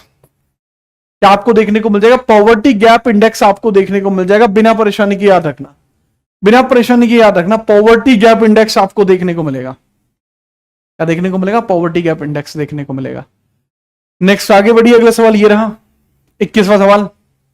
भारत ने 1991 में गंभीर भुगतान संतुलन संकट को स्थापित करने के लिए संरचनात्मक सुधार शुरू किए। 1991 के सुधारों का समर्थन करने में किस वैश्विक लक्ष्य ने महत्वपूर्ण भूमिका निभाई थी? मैंने बताया कि 1995 में भारत हिस्सा बनता है इसका। Correct answer is Dwayne Johns. Correct answer is World Trade Organization. मैं बोल रहा हूं Dwayne Johnson. World Trade Organization आपको देखने को मिल जाएगी। इसी का काम बेसिकली ये होता है कि सब तरीके के मैटर को वो बहुत बढ़िया तरीके से निपटा दे, ठीक है। चलिए, बट इसमें एक दिक्कत है, इसमें एक और चीज पूछी गई, बहुत ध्यान से समझना। इसमें कुछ और भी पूछा गया है बाबू। सुनो सुनो सुनो, मैंने कुछ और बता दिया, पूछा कुछ और गया है। इसमें पूछा गया है कि डेवलपमेंट तो छोड़ो, इसने पूछा है कि इंडिया इनिशिएट करता है, भारत ने 1991 में गंभीर भुगतान संतुलन संकट को संबोधित करने के लिए संरचनात्मक सुधार शुरू किया था। समर्थन करने में किस वैश्विक संस्था ने भूमिका निभाई थी? बाबू जो भूमिका निभाई थी वो आईएमएफ ने निभाई थी। आईएमएफ ने हमें लोन भी प्रोवाइड किया था। आईएमएफ ने हमें लोन भी प्रोवाइड किया था, तो इसमें बी होगा ना किसी। अगला सवाल लीजिए। भारत में आर्थिक गतिविधियों को विभिन्न क्षेत्र में वर्गीकृत करने का मुख्य कारण निम्नलिखित में से कौन सा है? कि भारत के अंदर अलग अलग आर्थिक गतिविधि अलग अलग जगह चली गई हैं। इसके पीछे का रीजन किसी व्यक्ति को पता है तो जरूर बताइएगा, किसी को पता है तो जरूर बताइएगा, ठीक है। फटाफट हम बात करते हैं कि क्या आपको देखने को मिल जाएगा, किस तरीके की लेबर जैसी कंडीशंस आपको यहां देखने को मिलती हैं। लेबर जैसी कंडीशंस आपको यहां देखने को मिलती हैं, फटाफट बताओ, फटाफट बताओ। चलो मैं ही बात कर लेता हूं। होता यह है कि उनके कार्य और उस पर परस्पर निर्भरता को समझाने के लिए, उनके कार्य और परस्पर निर्भरता को समझाने के लिए कई बार आप देखते हैं कि ये ओवर द फील्ड जाकर भी समझाने का प्रयास इसमें किया जाता है। डी डी आगे बढ़िए, अगला सवाल, ठीक है। चलिए, कौन सा उद्योग क्लस्टर विकास की निकटता से जुड़ा हुआ है और भारत में कृषि के बाद रोजगार सृजन के मामले में दूसरा बड़ा मार्केट आपको देखने को मिल जाएगा? फटाफट इसके बारे में आप बताएंगे, बात करेंगे, कोई दिक्कत आपको नहीं होनी चाहिए, ठीक है। चलो देखो, बात को समझना। क्लस्टर का डेवलपमेंट आपको देखने को मिल जाएगा। किसका? क्लस्टर का डेवलपमेंट आपको देखने को मिल जाएगा, डेवलपमेंट ऑफ क्लस्टर, ठीक है। अब पूछा यही गया है कि लार्जेस्ट सेक्टर है टर्म्स ऑफ जॉब में, तो ये आपको कौन देखने को मिल जाएगा? सर जो सबसे ज्यादा क्लस्टर कपड़ा और अपीरल, कपड़ा एंड अपीरल इसमें आपको देखने को मिल जाएगा, जिसका सबसे ज्यादा फैन फॉलोइंग क्रिएट किया जा सकता है। लीजिए अगला सवाल। निम्नलिखित में से कौन सा प्रमुख कारक भारत को विदेशी निवेश के लिए प्रमुख गंतव्य बनाने के लिए अनुकूल है? विदेशों में भारत जाकर अपना सामान बेचते हैं तो उनके लिए क्या फायदा होता है? उनको सामान बेचने से क्या फायदा होता है? फटाफट बताओ। उनको सामान से मतलब होता है और किसी से मतलब नहीं होता, फटाफट बताइए, बताओ फटाफट, बिना परेशानी की बताइए फटाफट। देखो बात यहां पे ये हो रखी है, आपसे पूछा जा रहा है कि निम्नलिखित में से कौन सा प्रमुख कारक भारत के विदेशी निवेश के लिए प्रमुख गंतव्य बन सकता है? सर बिहार बन सकता है। दूसरा, ऑर्गेनाइजेशन स्ट्रक्चर ऑफ रिफॉर्म बन सकता है, ये न्यू दिल्ली में आपका हो रहा है, ये भी बन सकता है, ठीक है, याद रखना, न्यूज में भी आ रखा है। डिक्रीजिंग कंज्यूमर मार्केट पोजीशन, घटता उपभोग का बाजार स्थान कैप्चर करना नहीं है। करेक्ट आंसर हो जाएगा पहला और दूसरा only, first and second only आपको करेक्ट आंसर देखने को मिल जाएगा, ठीक बात है। चलिए चलो चलो चलो ये लीजिए अगला सवाल। सवाल है, प्रत्यक्ष विदेश निवेश एफडीआई वैश्वीकरण का एक प्रमुख पहलू है। भारत जैसे विकासशील देशों के लिए एफडीआई का प्रमुख लाभ क्या होता है? एफडीआई से इनको क्या लाभ मिलता है, इसके बारे में बात कर रहे हैं, इसके बारे में बताओ। ठीक है, चलो, क्या आपको देखने को मिल जाएगा? देखो, पूछा यह गया है कि एफडीआई की एस्पेक्ट रहा ग्लोबलाइजेशन के लिए, तो जो मेजर बेनिफिट हुए कंपनियों के डेवलपमेंट करने के, वो मेजर बेनिफिट क्या थे? सर, मेजर बेनिफिट आपको देखने को मिलता है access to the technology and employment, कि अब कनेक्टिविटी आपकी धीरे धीरे बढ़ती चलेगी, आप सोशल हो गए। आगे बढ़िए, अगला सवाल। 33वां सवाल आपके सामने। मिश्रित अर्थव्यवस्था की अवधारणा भारत की प्रारंभिक राजनीतिक नीतियों का केंद्र था। भारत की पंचवर्षीय योजनाओं के संदर्भ में जो मिश्रित अर्थव्यवस्था है, जो मिश्रित अर्थव्यवस्था है, इसके बारे में आपसे पूछा जा रहा है, इसके बारे में आपसे पूछा जा रहा है।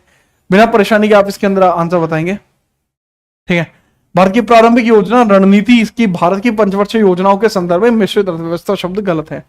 मिश्रित अर्थव्यवस्था मैंने एक वीडियो में पढ़ाया हुआ है, उसका लिंक भी डिस्क्रिप्शन में आपको मिल जाएगा, वहां पर जाकर भी आप देख सकते हैं। ठीक है, याद रखिए। अगला सवाल पूछा गया है, 1 फरवरी 2025 को प्रमुख केंद्रीय बजट ने नई संसद में फरवरी व्यक्तियों ने आयकर का भुगतान करने से छूट दी गई। आयु सीमा क्या होगी? आयु सीमा आपको क्या देखने को मिल जाएगी, ये मुझे बताइए। बच्चे, पहले 49 थी, फिर बीच में 74 हुई, और अब कितनी हो चुकी है? पहले 49 थी, फिर बीच में 73 हुई, अब हो चुकी है कितनी? 12 लाख। पहले 49 थी, फिर 71 हुई, फिर अभी हो चुकी है, यह आपकी पूरी 12 lakh. Prime minister Rajiv Gandhi inherited the 7th 5-year plan 85 में in India, which of the following was a key focus on 7th 5-year plan। Another 7th 5-year plan के लिए क्या गाइडलाइन जारी किए गए थे? हुआ ये कि भाई ये पेपर देने पहुंचे हमारे राजीव गांधी जी, तो इनको पेपर से निकाल दिया गया क्योंकि ये पूरी नॉर्म्स पे खड़े नहीं उतर रहे थे। तो इन्होंने क्या काम करा? इन्होंने केस कर दिया। इन्होंने क्या कर दिया? इन्होंने केस कर दिया। इसके बारे में याद रखना, इन्होंने क्या कर दिया? इन्होंने कर दिया केस। और केस अगर इन्होंने कर दिया तो इसमें फिर आपको बताना होगा कौन होगा। तो अगर मुझे ही बताना है, ठीक है, तो याद रखना करेक्ट आंसर वुड भी आधुनिकीकरण और प्रौद्योगिकी का जनन। ठीक है, ये लीजिए आपका 35th नंबर का क्वेश्चन, यही बता दीजिए। 1991 के आर्थिक सुधारों के बाद भारत ने वैश्विक व्यापार समझौते में अधिक सक्रिय रूप से भाग लिया, क्योंकि इसके पीछे का रीजन क्या था? वो क्यों भाग नहीं ले पाए, डायरेक्टली नहीं ले पाए? पूछा है 1995 में भारत किस संगठन में शामिल हुआ था? करेक्ट आंसर आपका हो जाएगा WTO। ठीक है, WTO इसमें करेक्ट आंसर आपका हो जाएगा। आप बताइए, according to the IMF report 2025 global financial stability report, how much did Indian global market returns decline on average during major geopolitical risk event? अभी रिसेंटली आपकी एक रिपोर्ट आती है जिसको बोलते हैं ग्लोबल फाइनेंशियल स्टेबिलिटी रिपोर्ट। किसके द्वारा आती है सर? ये इंटरनेशनल मॉनेटरी फंड के द्वारा आई थी। ग्लोबल फाइनेंशियल स्टेबिलिटी रिपोर्ट आई थी, ठीक है, अप्रैल 2025 में। पूछा गया कि इंडिया का जो मतलब जीडीपी रेट था वो ग्लोबल फाइनेंशियल सिक्योरिटी के समय कितना डिप हुआ है? It dip by 1%। ये डिप कितना हुआ? लगभग 1% के आसपास इसने डिप करा है। कितना डिप करा है? 1% के आसपास का इसने डिप करा है। तो इसके बारे में आपको याद रखना होगा, किसी प्रकार की कोई भी समस्या आपको नहीं आने देनी है। इसके बारे में आप याद रखना होगा कितना डिप हुआ है? लगभग 1% के समथिंग ये डिप हुआ है। कितना डिप हुआ है? लगभग 1% के आसपास ये डिप हुआ है। तो इसके बारे में आपको याद रखना होगा। इसके बारे में क्या याद रखना होगा? लगभग 1% के आसपास आप डिप होगा, इसके बारे में याद रखना। ठीक है, चलिए आगे हम बात करते हैं। अगला सवाल, पहले सवाल में आधे से ज्यादा बच्चों का गलत है। दूसरा, राष्ट्रीय बहुआयामी गरीबी सूचकांक 2023 के अनुसार 2019-21 में शहरी क्षेत्रों में गरीबी हेडकाउंट अनुपात कितना था? गरीबी हेडकाउंट अनुपात जो था वो कितना आपको देखने को मिल रहा था? ठीक है, चलिए फटाफट बताइए, गरीबी का जो हेडकाउंट आपको देखने को मिल रहा था वो कितना देखने को मिल रहा था? कौन से एरिया की बात की जा रही है उसके बारे में थोड़ा समझ लेना। हम शहरी क्षेत्रों की बात कर रहे हैं। शहरी क्षेत्रों में गरीबी हेडकाउंट आपको कितना देखने को मिलता है? लगभग 5.27 आपको देखने को मिल जाएगा। कितना? 5.27 के आसपास आपको देखने को मिल जाएगा। पूछा है what was the poverty headcount ratio in urban areas in 2019-21 as per the national multi dimensional poverty index 2023। तो लगभग 5.27% के आसपास आपको डेटा देखने को मिला है। सर, इसको याद करने का क्या कोई तरीका है? इसको याद करने का एक ही तरीका है, जितना हो सके आपको क्वेश्चंस करने हैं। ठीक है, जितना हो सके उतने क्वेश्चंस आपको ये करने हैं। इसी वजह से मैं हर एक डायमेंशन में आपको क्वेश्चंस करा रहा हूं। This is the most expected questions जो आपको एग्जाम में देखने को मिल सकते हैं। These are the most expected questions, इनको आप रट लीजिए, ठीक है। मोस्ट एक्सपेक्टेड क्वेश्चंस हैं ये, अंडर ग्रेजुएट एग्जाम में आपके आएंगे। वैश्विक ऋण रिपोर्ट 2025 के अनुसार 2027 तक ओईसीडी संप्रभु ऋण का कितना हिस्सा परिपक्व होने वाला है। जो ओईसीडी सॉवरन डेब्ट है ये मैच्योर होने वाला है 2027 तक। ग्लोबल डेब्ट रिपोर्ट के अनुसार वो कितना होने वाला है।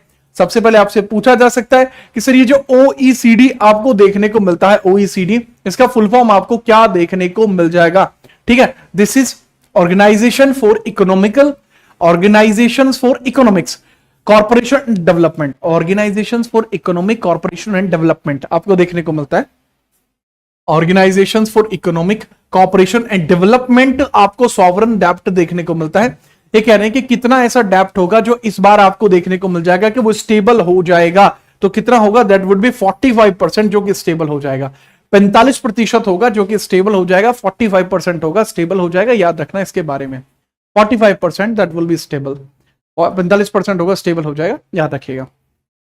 अगला सवाल, according to the World Bank state of social protection report 2025 as of 2022, how many peoples in low and middle income countries lacked adequate social protection coverage. जो एडिक्वेट सोशल प्रोटेक्शन है वो कितने लोगों के अंदर आपको कम देखने को मिल रही है, इसके बारे में आप चर्चा कीजिए। क्या इसके अंतर्गत होगा, लगभग 2 अरब ऐसे लोग हैं, ठीक है, 2 बिलियन ऐसे लोग हैं जिनको ये चीज नहीं मिल पा रही है, ठीक है, नहीं मिल पा रही है। इसके बारे में याद रखना। According to the World Bank state of social protection report 2022 के अनुसार, how many peoples in low and middle income countries lacked an adequate social protection coverage. जिनको ठीक से खाना नहीं मिल रहा, ठीक से हॉस्पिटल नहीं मिल रही, ठीक से एजुकेशन नहीं मिल रही, लगभग 2 बिलियन ऐसे लोग आपको देखने को मिल जाएंगे। 2 अरब लोग ऐसे देखने को मिल जाएंगे। अब जैसा मैंने बताया, अब बहुत सारे लोग कहेंगे कि सर टिक लगा के क्या फायदा, आप सीधे तौर पर बताइए कि चीजें क्या होंगी। देखो भाई, इसके अंदर टिक लगाने जैसी ही चीजें हैं। आपको वर्ल्ड बैंक के बारे में आप सभी जानते हैं कि वर्ल्ड बैंक है, इसके हेडक्वार्टर आपको कहां देखने को मिलते हैं। सर इसकी स्थापना 1945 में हुई थी। सर वर्ल्ड बैंक वही है, इसके जो चेयरमैन है वर्तमान में अजय बंगा है। तो आप ये सब चीज जानते हैं पहले से। हेडक्वार्टर कहां है इसके, बताओ। न्यूयॉर्क, वॉशिंगटन डीसी, कहां पर है इसके हेडक्वार्टर, अरे बताइए। सर ये किस चैप्टर के हैं, these are from current affairs. ये करंट अफेयर्स की इकोनॉमिक्स है। इसी के बारे में तो आप कह रहे थे कि यही तो आपको चाहिए था, ठीक है। हाँ, वर्ल्ड बैंक 1954, बाबू वर्किंग स्टार्ट हुई है 45 से, वर्किंग स्टार्ट हुई है। जुलाई 1944 में अनाउंस हुआ है वर्ल्ड बैंक बनेगा। 1944 में अनाउंस हुआ है वर्ल्ड बैंक बनेगा। वर्किंग 45 से स्टार्ट हुई है, ठीक है। इसके बारे में फटाफट बताइए, इसके हेडक्वार्टर कहां पर है। सर मुंबई में तो आरबीआई का है, कमाल की बात कर रहे हो। इंटरनेशनल ऑर्गेनाइजेशन का मुंबई में क्यों रख रहे हो, that would be Washington DC, that is WDC. याद रखना, वॉशिंगटन डीसी आपको देखने को मिल जाएगा, हेडक्वार्टर डब्ल्यूडीसी वॉशिंगटन डीसी आपको देखने को मिल जाएगा। आगे बढ़िए, अगला सवाल, वैश्विक ऋण रिपोर्ट 2025 के अनुसार 2024 में ओईसीडी देशों में घरेलू संप्रभु ब्रांडों का केंद्रीय बैंक होल्डिंग्स का हिस्सा कितना प्रतिशत था। ओईसीडी में केंद्रीय बैंक होल्डिंग्स का कितना प्रतिशत हिस्सा था, यह था लगभग सर 25% के आसपास आपको हिस्सा देखने को मिला है, और 19% के आसपास हिस्सा देखने को मिला है, 19%, ठीक है, याद रखना। ओके चलो, लेकिन डेब्ट अगर मैं बात करूं, कर्जा जो है, मतलब देशों के द्वारा जो लिया जाने वाला कर्जा है, इसके बारे में पूछेंगे। टोटल डेब्ट इन 2025 कितना है, टोटल डेब्ट इन 2025 कितना है, 22.45 बिलियन डॉलर्स है, और कह रहे हैं कि यह 30 बिलियन हो जाएगा, 30 बिलियन हो जाएगा 2029 तक। फोरकास्ट कितना है, 2029 तक कितना हो जाएगा, 30 बिलियन, 30 बिलियन टिल 2029, 2029 तक 30 बिलियन आपका कर्जा हो जाएगा सभी देशों का। है वित्तीय वर्ष 2019 से वित्तीय वर्ष 2023 तक शहरी बुनियादी ढांचे के निवेश में कितनी वृद्धि हुई है, फटाफट बताएंगे। इंफ्रास्ट्रक्चर इन्वेस्टमेंट कितना बढ़ा है, उसके बारे में आपको बताना है, कितना इंफ्रास्ट्रक्चर इन्वेस्टमेंट बढ़ा है। 2019 से 23 तक लगभग 4 साल में जो इंफ्रास्ट्रक्चर का ग्रोथ हुआ है। क्लास को लाइक क्यों नहीं कर पा रहे हो भैया आज आप? ऐसा आज क्या हुआ कि आप क्लास को लाइक तक नहीं कर पा रहे हो? कोई ना कोई तो बात रही होगी कि क्लास आज लाइक भी नहीं हो पा रही। हाँ, ये तो सोचो। ठीक है, करेक्ट है। वित्तीय वर्ष जो फाइनेंशियल ईयर 2019 आपको देखने को मिलती है, इससे वित्तीय वर्ष 2023 तक शहरी बुनियादी ढांचे के निवेश में कितनी वृद्धि हुई है, यानी 4 साल के अंदर जो इन्वेस्टमेंट आपका बढ़ा है, 4 साल में जो इन्वेस्टमेंट आपका बढ़ा है किसमें, अर्बन एरियाज में, वो कितना है? So that is about 10%। That is about 10%। 10% आपका ये बढ़ोतरी आपको यहां देखने को मिली है। इसके बारे में थोड़ा सा आप याद रखेंगे, कोई परेशानी आपको नहीं होनी चाहिए। ठीक है, याद रखिए। अगला सवाल आपसे पूछा है, भारत सरकार ने सिक्योरिटी लेन देन कर एसटीटी आपको देखने को मिल जाएगा, सिक्योरिटी ट्रांजैक्शन टैक्स को कब लागू किया था, यह पूछा जा रहा है। Security transaction tax, security transaction tax. तो सिक्योरिटी ट्रांजैक्शन टैक्स जिसको एसटीटी बोला जाता है, तो सवाल यही है कि एसटीटी जो लागू हुआ है वो कब हुआ है, इसके बारे में आप बताइए। एसटीटी आपका लागू कब हुआ है? सीधे तौर पर आपको बताना कि भाई एसटीटी किस वर्ष में आता है। 4 2000 2010 2015। ये सवाल बाबू क्लास का रिपीटेड है। इकोनॉमिक्स में रिपीटेड सवालों को ढूंढना बहुत मुश्किल काम होता है, क्योंकि इकोनॉमिक्स का जो लेवल आज की डेट में आ रहा है वो बहुत बहुत ज्यादा आ रहा है। और इसके बारे में याद रखना कि इसमें आपको सिक्योरिटी ट्रांजैक्शन टैक्स आपको कितना देखने को मिला है? 2004 में आपका एसटीटी लागू हुआ था। एसटीटी आपको कितना लागू हुआ है? 2004 में लागू हुआ है। ठीक है दर्श, नेक्स्ट है अगला सवाल ये रहा।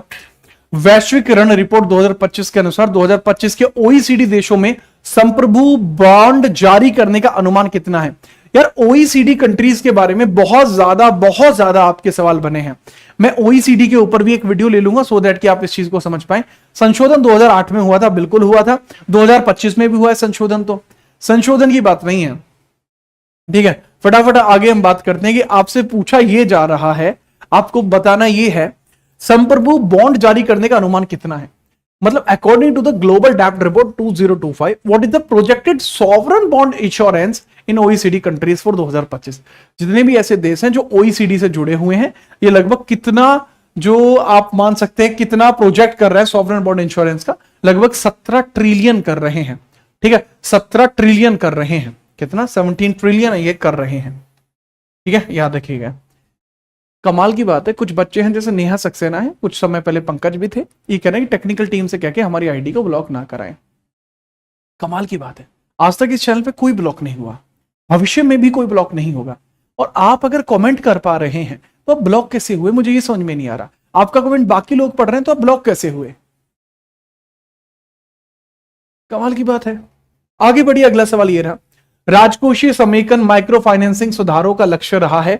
मूल एफआरबीएम अधिनियम 2003 के तहत जीडीपी के प्रतिशत के रूप में लक्षित राजकोषीय घाटा कितना था? पूछा यह जा रहा है यहां पे सीधे तौर पर कि physical consolidation has remained a target of macro economics reform. What was the targeted physical deficit as a percentage of GDP under the original FRBM act? FRBM act के तहत इसके अंदर चीजें हुई हैं, फटाफट बताइए। बताइए करेक्ट आंसर आपको क्या होगा? करेक्ट आंसर आपको क्या देखने को मिल जाएगा? करेक्ट आंसर आपको क्या देखने को मिल जाएगा? तो दैट वुड बी द 3%। ये था 3%। दर्श का आंसर सही है, बाकी छवि का आंसर सही है, अक्षय का आंसर सही है। That is 3%। 3% आपको देखने को मिल जाएगा।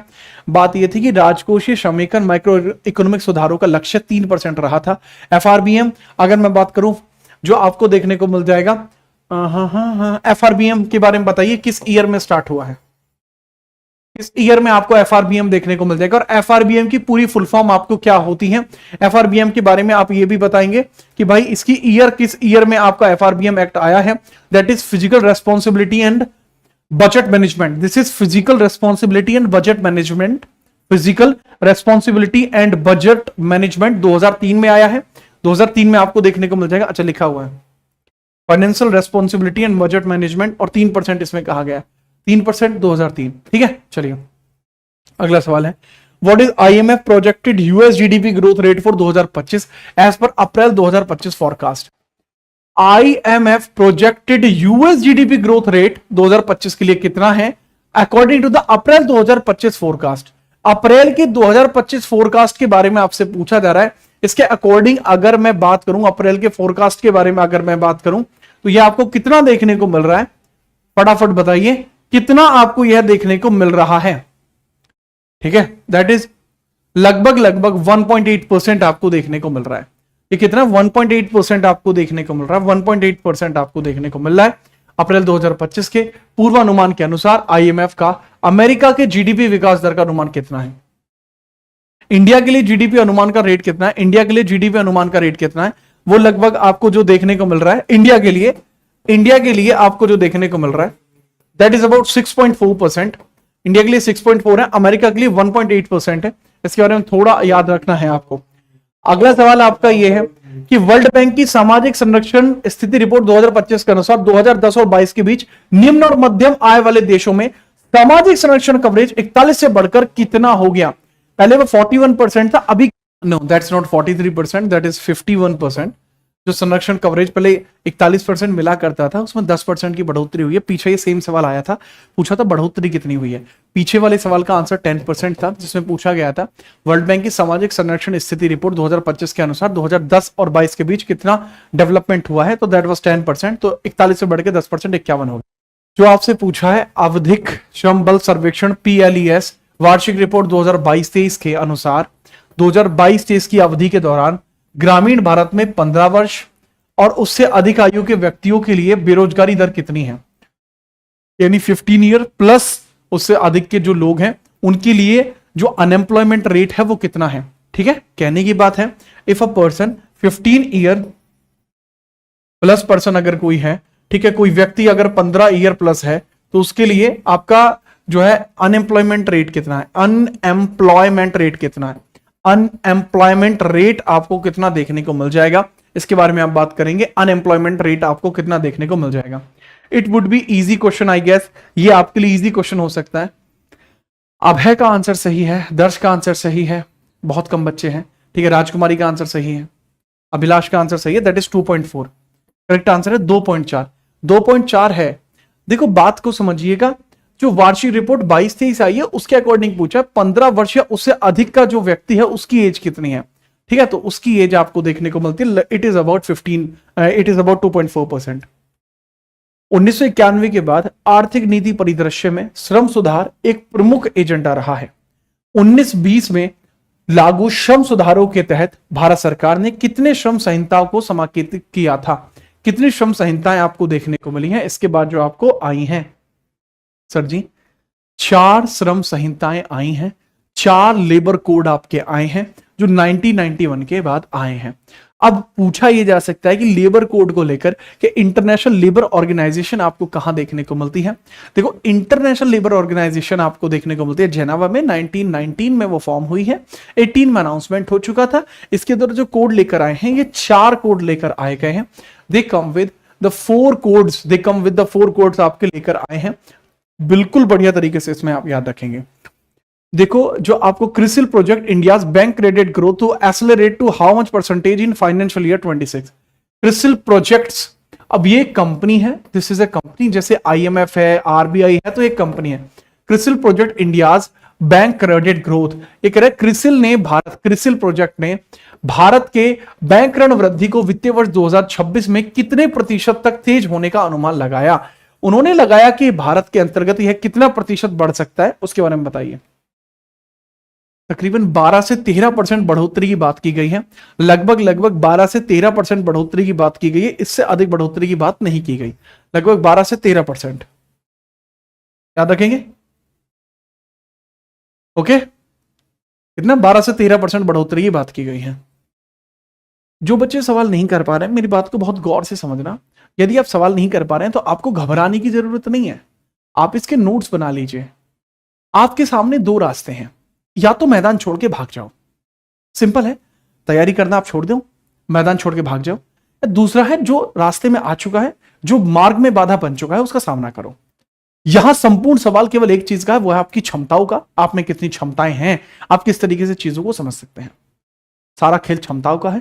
अगर क्षमताओं पे खेल सकते हो तो क्लास को कंटिन्यू करो, नहीं तो कल को जब आसान टॉपिक स्टार्ट हो तब आप आ जाओ। ठीक है, चलिए।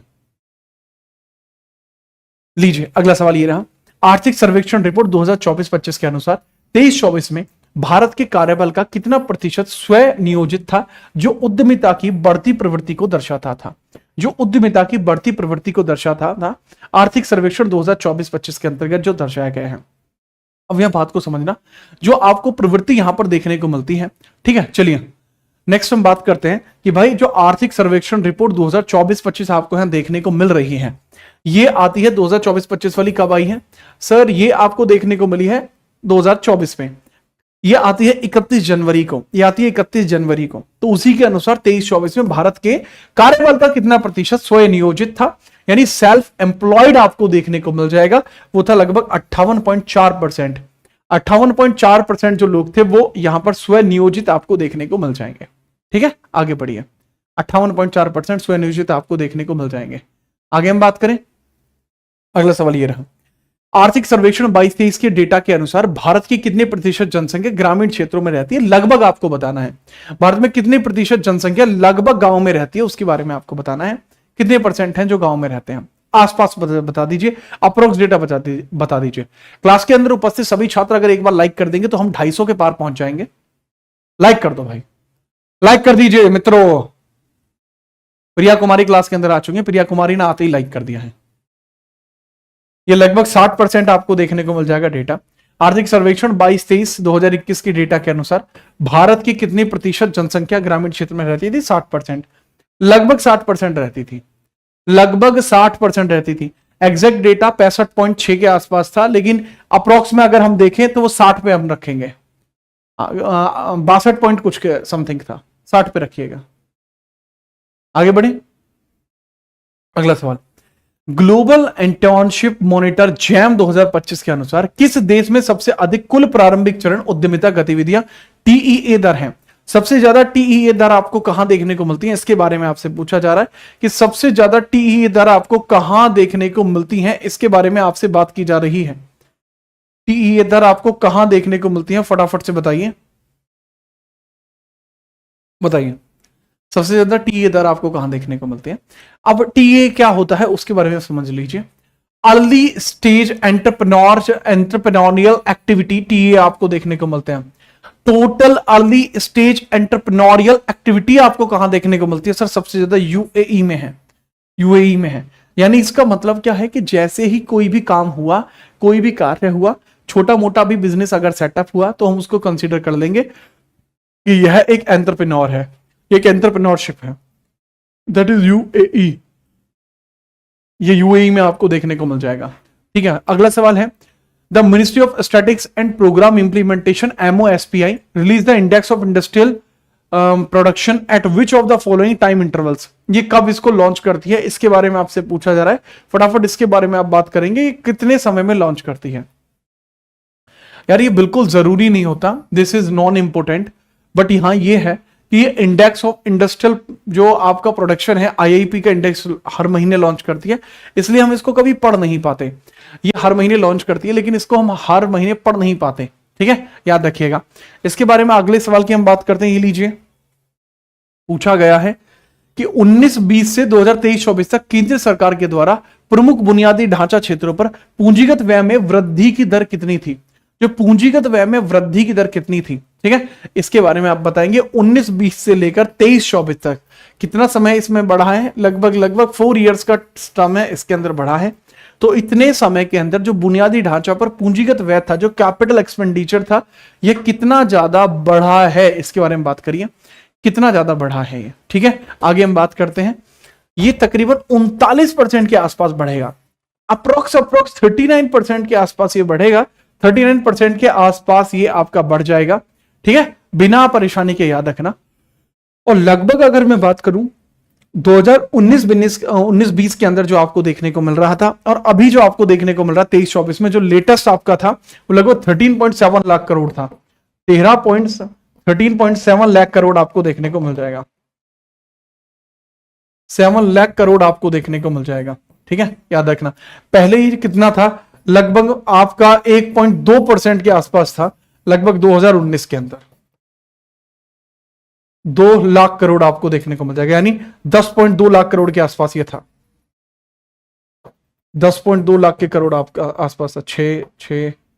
13 डबल हो गया, ये कह रहा है 39%। 39% का मतलब हुआ 40 का गैप 100, ठीक है, लगभग आपका 10% के आसपास, 10.2% के आसपास। 10.2% नहीं, लाख करोड़। इतना कब था? 2019-20 में था,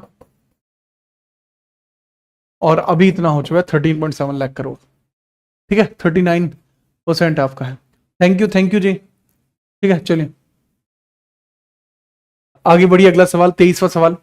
ग्रामीण विकास मंत्रालय के द्वारा प्रकाशित वार्षिक रिपोर्ट 2024-25 के अनुसार कितने प्रतिशत ग्रामीण परिवार अपनी आजीविका के लिए कृषि, पशुपालन और गैर इमारती वन एनटीईपी पर डिपेंड करते हैं? एनटीईपी पर डिपेंड करते हैं कितने % लोग हैं? और ज्यादातर लोग ऐसे ही हैं। ठीक है, चलिए। जो हरगोविंद राय है, मैं कमाल में चौंक गया हरगोविंद राय को देखकर, क्योंकि आज तक की जितनी भी पीडीएफ है वो सारी की सारी टेलीग्राम पर पड़ी हैं। यहां आकर टेलीग्राम की पीडीएफ को मांगना दर्शाता है कि ना तो बाबू आपने टेलीग्राम चैनल खोल के देखा है, ना ही आपने ये देखा है कि मॉक में आपका स्कोर कैसा आ रहा है। करेक्ट आंसर की हम बात करते हैं। देखो, दैट इज अबाउट 90%, लगभग 90% आपको देखने को मिलता है, क्योंकि ज्यादातर लोग इसी में रहते हैं। आपसे एक सवाल पूछा जा सकता है, जैसे एग्जाम्पल के लिए आपसे पूछा जा सकता है कि मैक्सिमम गांव की आबादी कहां रहती है, मैक्सिमम रूरल पॉपुलेशन कहां पे रहती है, population stay, maximum rural population कहां स्टे करती है, स्टे एट, कहां पर ये स्टे करती है उसके बारे में बताइए। मैक्सिमम रूरल पॉपुलेशन कहां स्टे करती है? सर परसेंटेज की बेसिस पे हम बात कर रहे हैं, परसेंटेज की बेसिस पर बात कर रहे हैं, percentage, maximum rural population percentage stay कहां पर करते हैं, इसके बारे में आपको बताना है, फटाफट बताइए। तो दैट इज हिमाचल प्रदेश, जो मैक्सिमम रूरल पॉपुलेशन रहती है दैट इज हिमाचल प्रदेश। ठीक है, rural population Himachal Pradesh. Second Assam में आपको देखने को मिलती है, सेकंड असम में आपको देखने को मिलती है। ज्यादातर लोग जो है ये कहां रहते हैं बाबू? यूपी में जो होगा वो परसेंटेज नहीं होगा, यूपी में पॉपुलेशन बेसिस पर होगा, लेकिन परसेंटेज बेसिस पर यहां पर क्या होगा? हिमाचल प्रदेश होगा। कृपया करके ध्यान रखा कीजिए। ठीक है, एचपी हिमाचल प्रदेश आपका होगा। ठीक है, तो इसके अंदर ही हमने डेटा को कैलकुलेट कर लिया, लगभग 90% ही यहाँ रूरल पॉपुलेशन है। इसी से मुझे डेटा याद आया था। ठीक है, आगे बढ़िए, अगला सवाल देखिए। मौद्रिक नीति का वक्तव्य 2025-26 के अनुसार वित्तीय वर्ष 2025-26 के लिए उपभोक्ता मूल्य सूचकांक सीपीआई मुद्रास्फीति का अनुमान कितना प्रतिशत है? जो मुद्रास्फीति आपको देखने को मिल रही है, मॉनेटरी पॉलिसी पूछा जा सकता है, मॉनेटरी पॉलिसी किसके द्वारा लॉन्च की जाती है, आप बता सकते हैं। ठीक है, कि मॉनेटरी पॉलिसी जो है कौन लॉन्च करेगा, कौन लॉन्च करेगा? पूछा जा सकता है कि मॉनेटरी पॉलिसी की जो समिति होती है, एक समिति भी होती है, उस समिति के अंदर कितने लोग होते हैं, समिति में कितने लोग होते हैं, और ये प्रतिवर्ष कितनी लॉन्च की जा सकती है? सर प्रतिवर्ष 4 लॉन्च की जाती है, साधारणतः 4 लॉन्च करते हैं हम, लेकिन ये 6 लॉन्च की जा सकती है, can be 6, it can be 6, 6 launch आपकी मॉनेटरी पॉलिसीज की जा सकती है। कमाल की बात है। पॉइंट अब यहां पर बनता है, क्या पॉइंट बनता है कि आप ये बताइए कि जब ये 6 पॉइंट आपके बनते हैं तो पूछ लिया जाएगा आपसे कि भाई कौन है जो इसको लॉन्च कर रहे हैं। ठीक है, कौन है? तो सर दैट इज आरबीआई है जो इसको लॉन्च करता है। काम क्या होता है इसका? लोग कितने होते हैं? 6 लोग इसमें होते हैं। और पूछा जाता है इसका काम क्या होता है? सर मनी कंट्रोल इसका काम होता है, मनी कंट्रोल इसका काम आपको देखने को मिल जाता है। आगे बढ़िए, इसके अंदर पूछा जा रहा है कि कितने परसेंटेज यहां पर आपका रेट परसेंटेज बढ़ा है, उसके बारे में बताएंगे। That is about 4%, that is about 4%, 4% आपको देखने को मिल रहा है। अब मेरी बात को थोड़ा ध्यान से समझना, ये 25-26 के वित्तीय वर्ष 2025-26 के लिए उपभोक्ता सीपीआई था, लेकिन आरबीआई का इन्फ्लेशन फोरकास्ट फाइनेंशियल ईयर 26 के लिए, यह सवाल मैं रेड पेन से लिख रहा हूं इस सवाल को। This will be in your exam, this will be in your exam, in your exam, कि ये आपके पेपर में आके रहेगा। अगर ये आपके पेपर में नहीं आया, मैं इकोनॉमिक्स पे कोई अगला लेक्चर नहीं लूंगा। अगर इसमें से आपके पेपर में सवाल नहीं आया, कोई भी अगला लेक्चर मैं इकोनॉमिक्स पर नहीं लूंगा। आरबीआई के इन्फ्लेशन फोरकास्ट फाइनेंशियल ईयर 26 के लिए कितना है? पहले क्वार्टर के लिए 2.9, अगले के लिए 3.4, अगले के लिए 3.5 और अगले के लिए 4.5। ये quarter 1, quarter 2, quarter 3, quarter 4, 4 quarter का है। 4 क्वार्टर का आप याद रख लेना। अभी क्वार्टर बचा कौन सा है? पहला क्वार्टर हो जाएगा 4 का मतलब है जनवरी से शुरू होके और आपका जाएगा अप्रैल तक, फिर मई से शुरू होके आपका जाएगा कहां तक, अगस्त तक, ठीक है। मैंने सॉरी 3-3 महीने का बनेगा, पहला जाएगा मार्च तक जाएगा पहला क्वार्टर, फिर अप्रैल से शुरू होगा जून तक जाएगा, फिर जून से शुरू होगा सितंबर तक जाएगा, फिर आपका अक्टूबर से शुरू होगा दिसंबर तक जाएगा। 100% ये क्वेश्चन आपका आएगा, ठीक है। चलिए अगला सवाल हम देखते हैं, ये लीजिए अगला सवाल है, नीति आयोग के नीति संक्षेप भारत की उभरती गिग और प्लेटफॉर्म अर्थव्यवस्था 2022 के अनुसार 29-30 तक भारत में गिग कार्यबल का अनुमानित आकार कितना था। कितने गिग लोग यहां पर आपको देखने को मिल रहे हैं, गिग का मतलब क्या होता है इसके बारे में समझिए। जो ऐसे लोग होते हैं जो बेसिकली ऐसी जगह काम करते हैं, जैसे एग्जांपल के लिए स्विगी में काम करते हैं, जोमेटो में काम करते हैं, यानी जिनका कोई फिक्स नहीं रहता। क्लास के अंदर एक लड़की आई हुई है, शीतल दीदी आई हुई है, तो शीतल का क्या है, शीतल का मन शीतल है लेकिन वैसे चंचल है, शीतल शीतल ही चंचल है लेकिन शीतल का मन शीतल है। तो शीतल दीदी ने कहा था कि इस बार सर मैं रैंक लेकर आऊंगी, तो शीतल दीदी शायद अब रैंक लेकर आएंगी, क्योंकि इसीलिए वो क्लास में आके डेडिकेशन से पढ़ रही हैं, क्योंकि इनकी मम्मी और पापा को भी यही उम्मीद है कि ये पढ़कर नाम रोशन जरूर करेंगी। तो शीतल दीदी के लिए अग्रिम शुभकामनाएं कि वो चीजों को बहुत अच्छे तरीके से कर पाए। आगे हम बात करते हैं, ये लीजिए तगड़े लेवल का सवाल आपके सामने आता है कि भाई भारत की उभरती गिग और प्लेटफॉर्म अर्थव्यवस्था जो देखने को मिल रही है, इसका जो साइज आपको देखने को मिल रहा है वो साइज आपको कितना देखने को मिल रहा है, ठीक है। चलिए that is about 23.5 million, 23.5 million ऐसे लोग हैं जो गिग जो इकोनॉमिक्स है हमारी उसका हिस्सा होता है। क्या गिग इकोनॉमिक्स होती है? गिग इकोनॉमिक्स का मतलब है एक ऐसा इकोनॉमिक्स का प्लेटफॉर्म जिसके अंदर हम गिग वर्कर्स को यहां पर शामिल करेंगे। तो वो क्या कहलाएंगे, गिग वर्कर्स को जब इसमें शामिल किया जाएगा वो सारे के सारे लोग जो होंगे वो गिग इकोनॉमिक्स का हिस्सा हो जाएंगे। क्या आप बात को समझ पाए? फटाफट बताइए।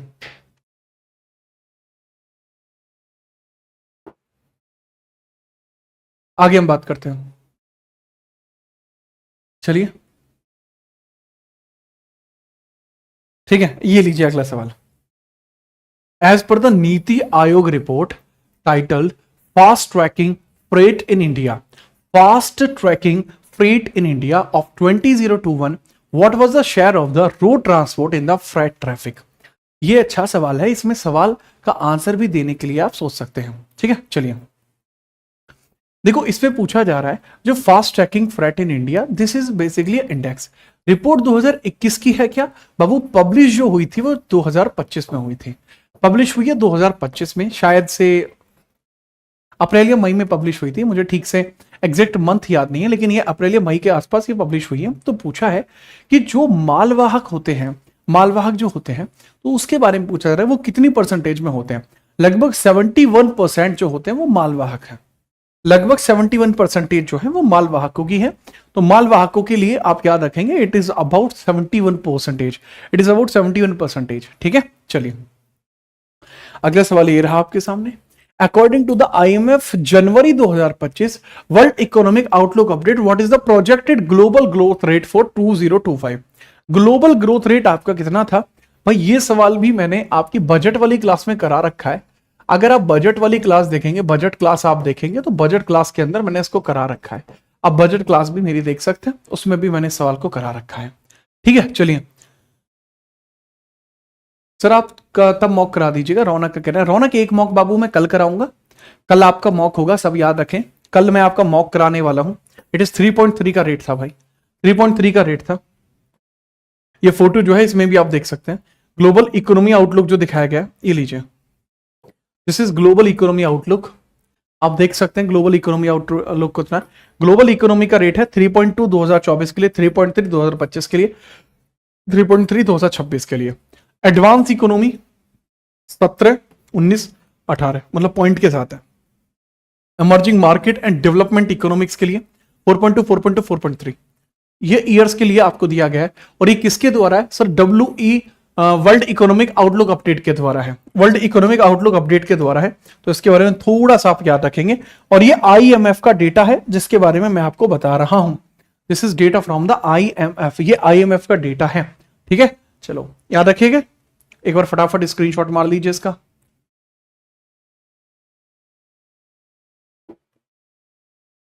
ठीक है, लाइक क्लास में बराबर होनी चाहिए, लाइक एक तरफा करिए। मूल विधि की क्लास कब होगी? थियरी वाली, बहुत दिन हो गए थियरी क्लास हुए। कल मैं ट्राई करता हूं कि आपकी मूल विधि की क्लास में आपकी लगाऊं, और कल इसका मॉक लगेगा, आपका आरआरबी का मॉक लगेगा। अगला सवाल लीजिए, ये रहा अगला सवाल 28 वाला।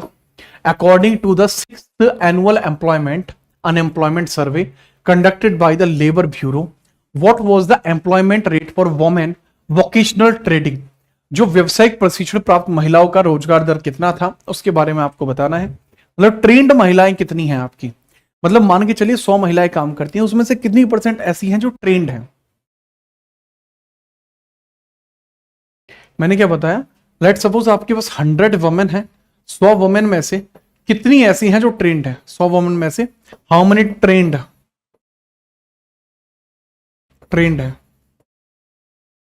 हाउ मेनी ट्रेंड, तो कितनी ऐसी हैं जो ट्रेंड आपको देखने को मिल रही हैं। That is about 36.2%। नहीं भाई, बहुत कम महिलाएं हैं जो मतलब ट्रेंड होती हैं, जिन्होंने प्रशिक्षण कर रखा है उनकी संख्या थोड़ी कम है। लगभग लगभग आपकी 36.2% है जो कि ट्रेंड है, 36.2% है जो कि ट्रेंड है। अगला सवाल ये रहा, भारत राष्ट्रीय बहुआयामी गरीबी सूचकांक 2023 के अनुसार 2019-21 में भारत में गरीबी का रेट कितना था। भारत के अंदर गरीबी का रेट कितना था उसके बारे में आपसे पूछा जा रहा है, फटाफट आप बताएंगे क्या इसमें रेट होगा। सबसे ज्यादा गरीबी का जो रेट था, मैक्सिमम जो गरीबी का रेट था, सबसे ज्यादा गरीब लोग थे बिहार में थे 51.9%। मैक्सिमम जो रेट था, maximum that was in Bihar, maximum Bihar में था 51.9%। इसमें जो लोग थे बिहार के वो गरीब थे, ठीक है। लेकिन अगर हम ओवरऑल की बात करें, ठीक है, ओवरऑल की बात करें उसके बारे में बताइए।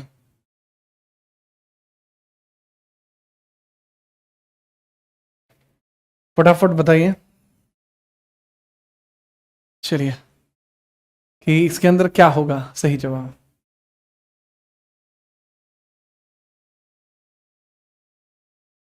चलिए कोई दिक्कत नहीं है कि 2023 के अनुसार 19-20 में भारत में गरीबी की रेट कितनी थी, दैट वाज अबाउट 14.96, लगभग 14.96 की परसेंट थी ओवरऑल। ओवरऑल 14.96 की परसेंट थी। But the point here that raises कि भाई मैक्सिमम आपको कहां देखने को मिलती है, सर बिहार में आपको मैक्सिमम देखने को मिलती है, बिहार में मैक्सिमम देखने को मिलती है जो 51.9% के आसपास थी, ठीक है। चलिए अगला सवाल है, आर्थिक सर्वेक्षण 24-25 के अनुसार भारत की जीडीपी के प्रतिशत के रूप में अनुसंधान और आर एंड डी पर वर्तमान व्यय कितना है। आर एंड डी पर वर्तमान कितना परसेंट आपका व्यय चल रहा है, इसके बारे में आपको बताना होगा कितना परसेंट व्यय चल रहा है। ये वाला जो क्वेश्चन है, मैंने कल मॉक जो कराया था, प्रीवियस मॉक में मैंने इस सवाल को शामिल किया है। आई included this in previous mock, I included this in previous mock. तो बताइए कि आर्थिक सर्वेक्षण के बारे में अगर हम पूछें 2024-25 के अनुसार भारत के जीडीपी के प्रतिशत के रूप में अनुसंधान और विकास पर वर्तमान व्यय कितना देखने को मिला है, वर्तमान व्यय कितना देखने को मिला है, ठीक है। चलिए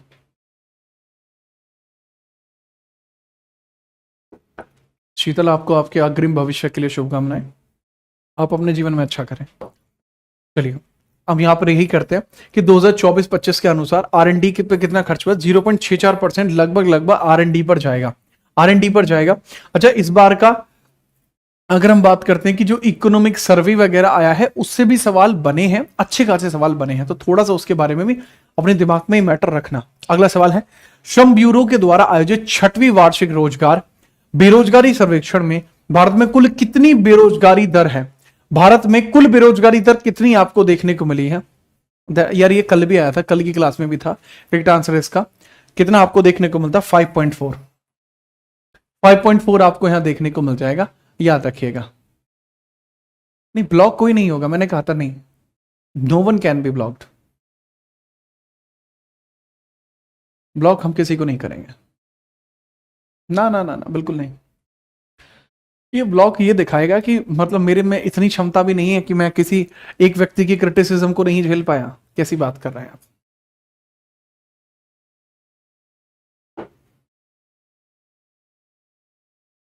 आगे बढ़ते हैं, पूछा है सरकार के बुनियादी ढांचे के प्रयासों के कारण वित्तीय वर्ष 24 में सीमेंट उत्पादन में कितने प्रतिशत की वृद्धि दर्ज की गई है। सीमेंट उत्पादन में कितने प्रतिशत की जो वृद्धि है वो दर्ज की गई है। ये 32वां क्वेश्चन आपके सामने है, फटाफट इसका आंसर करेंगे। 32 क्वेश्चन का आंसर आप करेंगे, कोई दिक्कत नहीं होनी चाहिए। फटाफट बताओ कितना आपको देखने को मिल जाएगा। देखो, सरकार के बुनियादी ढांचे के प्रयासों के कारण वित्तीय वर्ष 24 में सीमेंट उत्पादन में कितने प्रतिशत की वृद्धि दर्ज की गई? लगभग 7% की जो वृद्धि है दर्ज की गई है। ठीक है, चलिए 7% की वृद्धि दर्ज की गई है। नेक्स्ट है, सीईसीसी 2011 के अनुसार कितने प्रतिशत परिवारों को सबसे गरीब के रूप में वर्गीकृत किया गया है? 2011 के अनुसार, जो सीईसीसी 11 आया है 2011 के अनुसार, सबसे ज्यादा गरीब कितने लोग हैं? 0.89% ऐसे लोग हैं जो सबसे ज्यादा गरीब की कैटेगरी में आएंगे। 0.89% ऐसे लोग हैं जो सबसे ज्यादा गरीब की कैटेगरी में आएंगे। They are 0.89%, they are 0.89%। ठीक है, चलिए ये कितने परसेंट है जो सबसे ज्यादा गरीब की कैटेगरी में आएंगे? They are 0.89%। ओवरऑल 17.70 है। बिहार में 51.90 है, जो मैक्सिमम आपको देखने को मिल रहा है। अगला सवाल है, सितंबर 2024 के अंत में भारत का बाह्य ऋण जीडीपी अनुपात कितना है? What was the India's external debt to GDP ratio at the end of September 2024? सितंबर 2024 के अंतर्गत पूछा जा रहा है, ये कितना आपको देखने को मिल रहा था? हमारे जीडीपी का अभी फिलहाल में अगर मैं बात करूं, बजट का लगभग 21% ऐसा हिस्सा है जो हम एक्सटर्नल डेब्ट से प्राप्त करते हैं। लेकिन वहीं अगर मैं देखूं, लगभग 19.4% ऐसा था जो सितंबर 2024 में रिसीव कर रहे थे। 19.4% ऐसा था। ठीक है, रखेंगे। कोई समस्या हुई? नहीं सर। अगर कोई समस्या नहीं हुई है फिर हम आगे बात करते हैं। ये लीजिए, N K Singh committee which was formed in 2016 associated with which of the following? ये किस चीज से आपके रिलेट करती है, इसके बारे में आपको बताना है।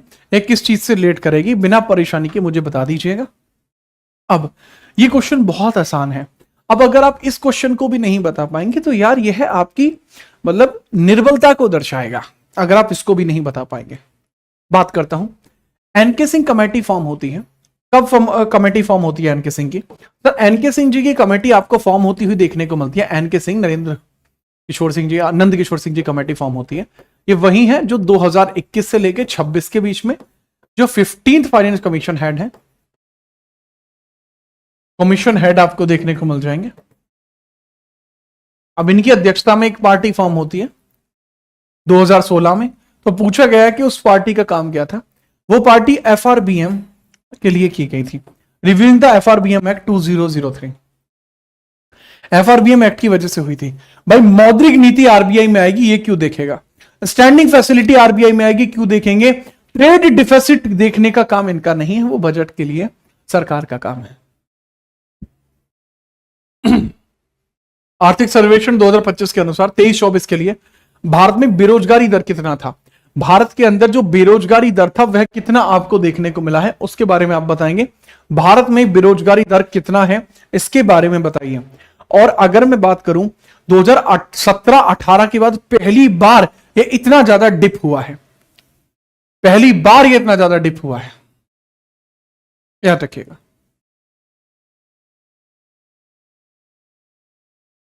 ठीक है, पहली बार इतना ज्यादा डिप हुआ है, दैट इज अबाउट 3.2%।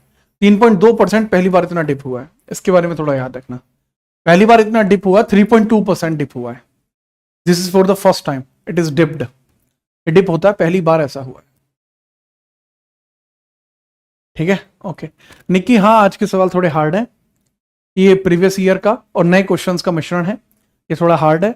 इसके डेटा को मैं एक टेबल के थ्रू याद कराने का आपको प्रयास करूंगा, कल आपको देखने को मिल जाएगी। ठीक है, चलिए लीजिए अगला सवाल है। As per the ministry of finance what percentage of India's population filed income tax returns in financial year 2023 और 2024 आपकी फिल की गई है। मैं इनकम टैक्स रिटर्न की स्लिप तो आपको दिखा देता, क्योंकि मेरा इनकम टैक्स रिटर्न कल ही फिल हुआ है। तो मेरे सीए ने मुझे भेजा है कि सर ये आपका इनकम टैक्स रिटर्न बनता है, तो मैंने उसको अप्रूवल दिया था, क्योंकि अप्रूवल देना पड़ता है, तो मैंने बस उसको अप्रूवल दिया था। ठीक है, इसको कर लीजिए। आधार लिंक्ड होता है तो मैं उसमें दिखा देता, पर उसमें पर्सनल डिटेल आ रखी है, इस वजह से मैं नहीं दिखा सकता। पर्सनल डिटेल मतलब मेरे बारे में डिटेल आ रखी है। हाँ, मतलब मेरा एड्रेस, डेट ऑफ बर्थ वगैरह, एज वगैरह ये आ रखा है, इस वजह से मैं नहीं दिखा रहा। चलिए, अगर मैं बात करूं कितना है आपका, कितने जनसंख्या ने आयकर रिटर्न दाखिल किया है, आप चौंक जाओगे कि आईटीआर भरने वाले जो लोग हैं वो खाली 6.68% लोग हैं। केवल 6% लोग हैं जो इनकम टैक्स फिल कर रहे हैं। आप सोचिए कि कितने कम लोग हैं जो इनकम टैक्स को फिल कर रहे हैं, बहुत कम लोग हैं। ठीक है, चलिए, ये बहुत कम लोग आपको देखने को मिल जाएंगे। नेक्स्ट, किस संगठन ने चेतावनी दी थी कि व्यापार तनाव के कारण 2025 में वैश्विक आर्थिक विकास 2.3% तक धीमा हो सकता है? ये किसके द्वारा कहा गया था कि व्यापार धीमा होने के चांसेस बहुत ज्यादा हैं? United nation conference on trade and development आपको देखने को मिल जाएगा। ठीक है, यह आपको पता लगता है, United nation conference on trade and development आपको देखने को मिल जाएगा, जिसके अंदर कहा गया कि इकोनॉमिक ग्रोथ 2.3% 2025 में शायद स्लो हो सकता है ट्रेड टेंशन के चलते, जिसमें रशिया और यूक्रेन का सबसे बड़ा जिक्र किया गया था। ठीक है, चलिए आगे बढ़ते हैं। अगला सवाल ये रहा 40, जो क्रॉसिल ने इंफ्रास्ट्रक्चर ईयर बुक 2023 के अनुसार अगले 7 वर्षों में भारत में कुल अनुमानित बुनियादी ढांचा खर्च होगा। ये कह रहे इंफ्रास्ट्रक्चर, हम आगे कितना इंफ्रास्ट्रक्चर पे अपने पे खर्च करने वाले हैं उसके बारे में पूछा गया। ये आसान हो जाएगा।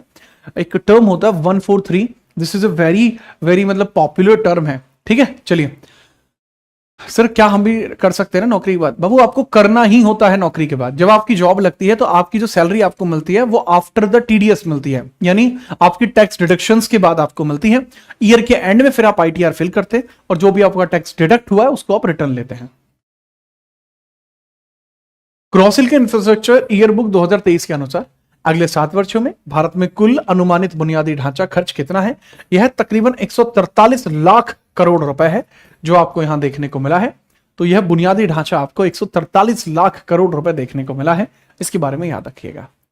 ठीक है, चलिए नेक्स्ट है, अगला सवाल यह रहा 2023-24 के लिए भारत में बुनियादी ढांचा खर्च के लिए कुल बजट आवंटन कितना था?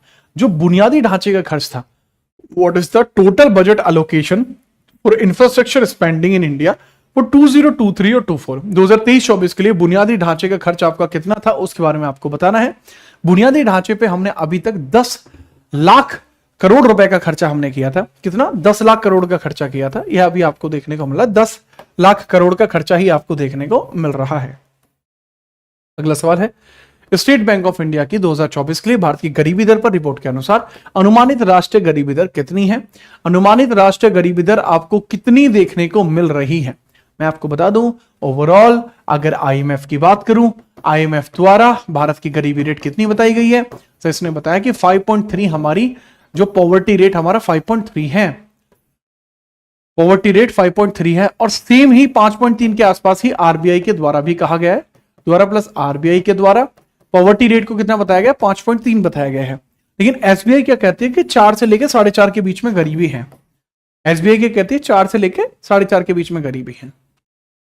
ये बताती है 4 से लेकर 4.5 के बीच में गरीबी है। उधर आईएमएफ बताता है तकरीबन 5.3 है, उधर आरबीआई बताता है तकरीबन 5.3 है, लेकिन यहां पे ही बताता है एसबीआई कि तकरीबन 4 से लेकर 4.5 के बीच में गरीबी है।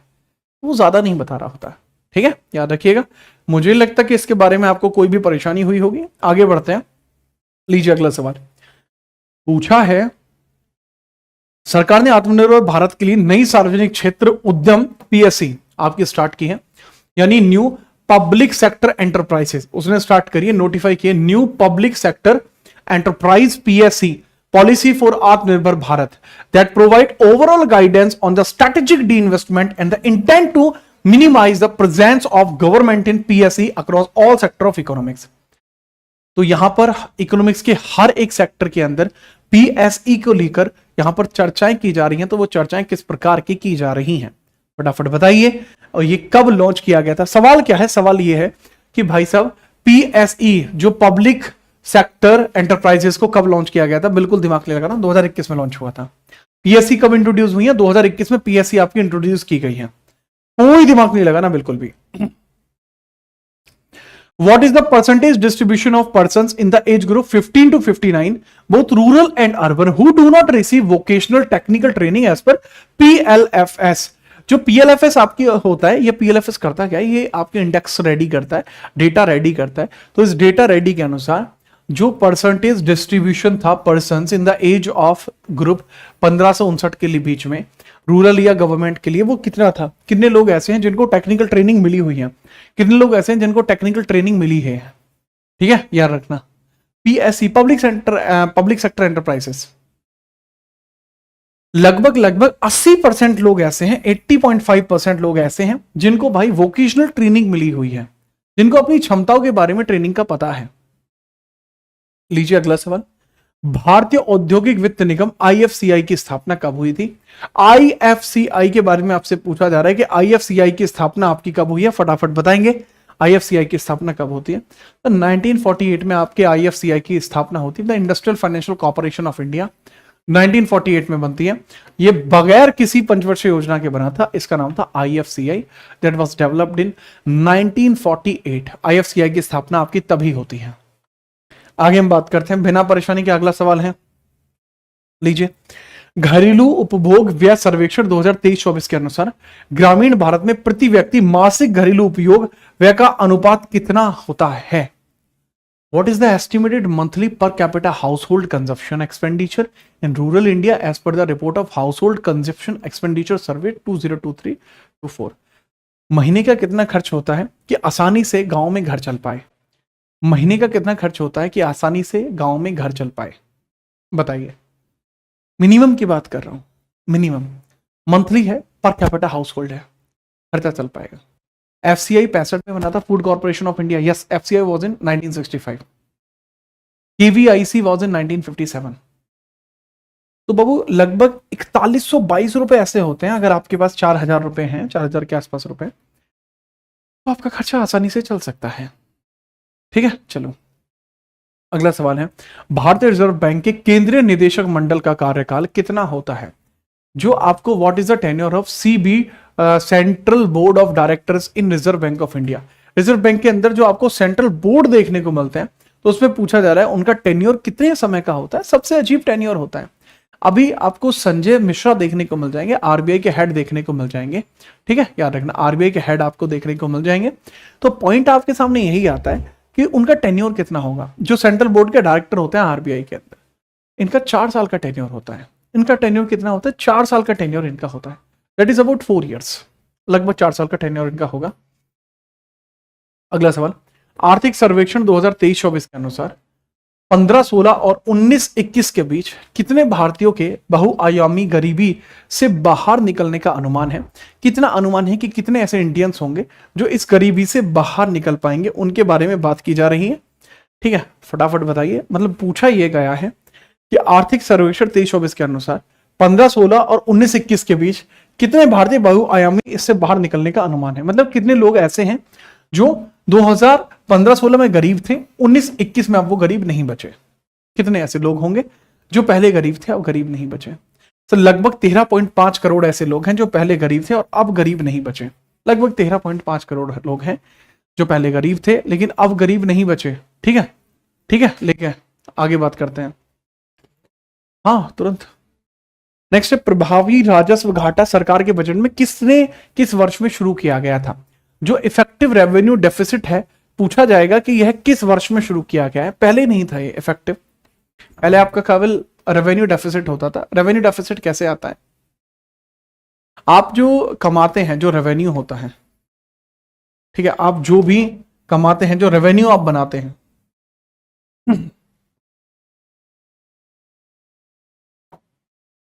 दो तरीके से बन सकता है। एक तो कैपिटल आपका बन सकता है, ठीक है, कैपिटल गेन हो सकता है, रेवेन्यू गेन हो सकता है। ठीक है, राजस्व प्राप्ति हो सकती है, राजस्व प्राप्ति यानी रेवेन्यू गेन हो सकता है, प्राप्ति, या आपका हो सकता है पूंजीगत प्राप्ति। पूंजीगत प्राप्ति हो सकता है, कैपिटल गेन हो सकता है, कैपिटल गेन हो सकता है। दो प्रकार के गेन हो सकते हैं। खर्च भी दो तरीके से हो सकता है, रेवेन्यू एक्सपेंस और कैपिटल एक्सपेंस हो सकता है। इन दोनों का जो डिफरेंस होता है that is known as revenue deficit.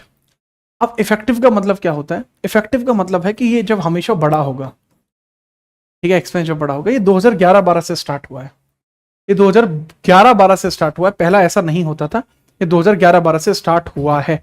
ठीक है, याद रखिएगा। Indian telecom sector was liberalised under which years telecom policy? किस वर्ष के टेलीकॉम पॉलिसी के द्वारा इसको लिबरलाइजेशन मिला था? देखो, टीआरआई की स्थापना क्या होती है? Telecom regulatory authority of India 1997 में बनती है। लेकिन पॉइंट है, उससे पहले भी इंडिया में टेलीकॉम सेक्टर हुआ करता था, जो लिबरलाइज हुआ है 1994 के एक्ट के द्वारा। 1994 में इसको लिबरलाइज किया गया था। कब हुआ है लिबरलाइज? 1994 में लिबरलाइज हुआ है। ठीक है, याद रखेंगे, बेहतरीन। चलिए, तो ये आपकी आज की क्लास थी जिसमें 51 क्वेश्चन हमने कराए। ये क्वेश्चन आपका घर के लिए है, अगर आप इसको बता पाए। According to the periodic labour force survey PLFS, what is the labour force participation rate for women in 21-22? 2021-22 में कितनी महिलाएं इसमें कार्यरत रही हैं? नहीं बता पा रहे तो इसमें अगली क्लास में हम बात करेंगे। इकोनॉमिक्स के हार्ड क्वेश्चंस की क्लास थी। अगर आप इसको कर पाए, क्वेश्चन का आंसर अगर नहीं दे पाए हैं, कृपया करके इस क्लास को 1 से 2 बार आप देखें।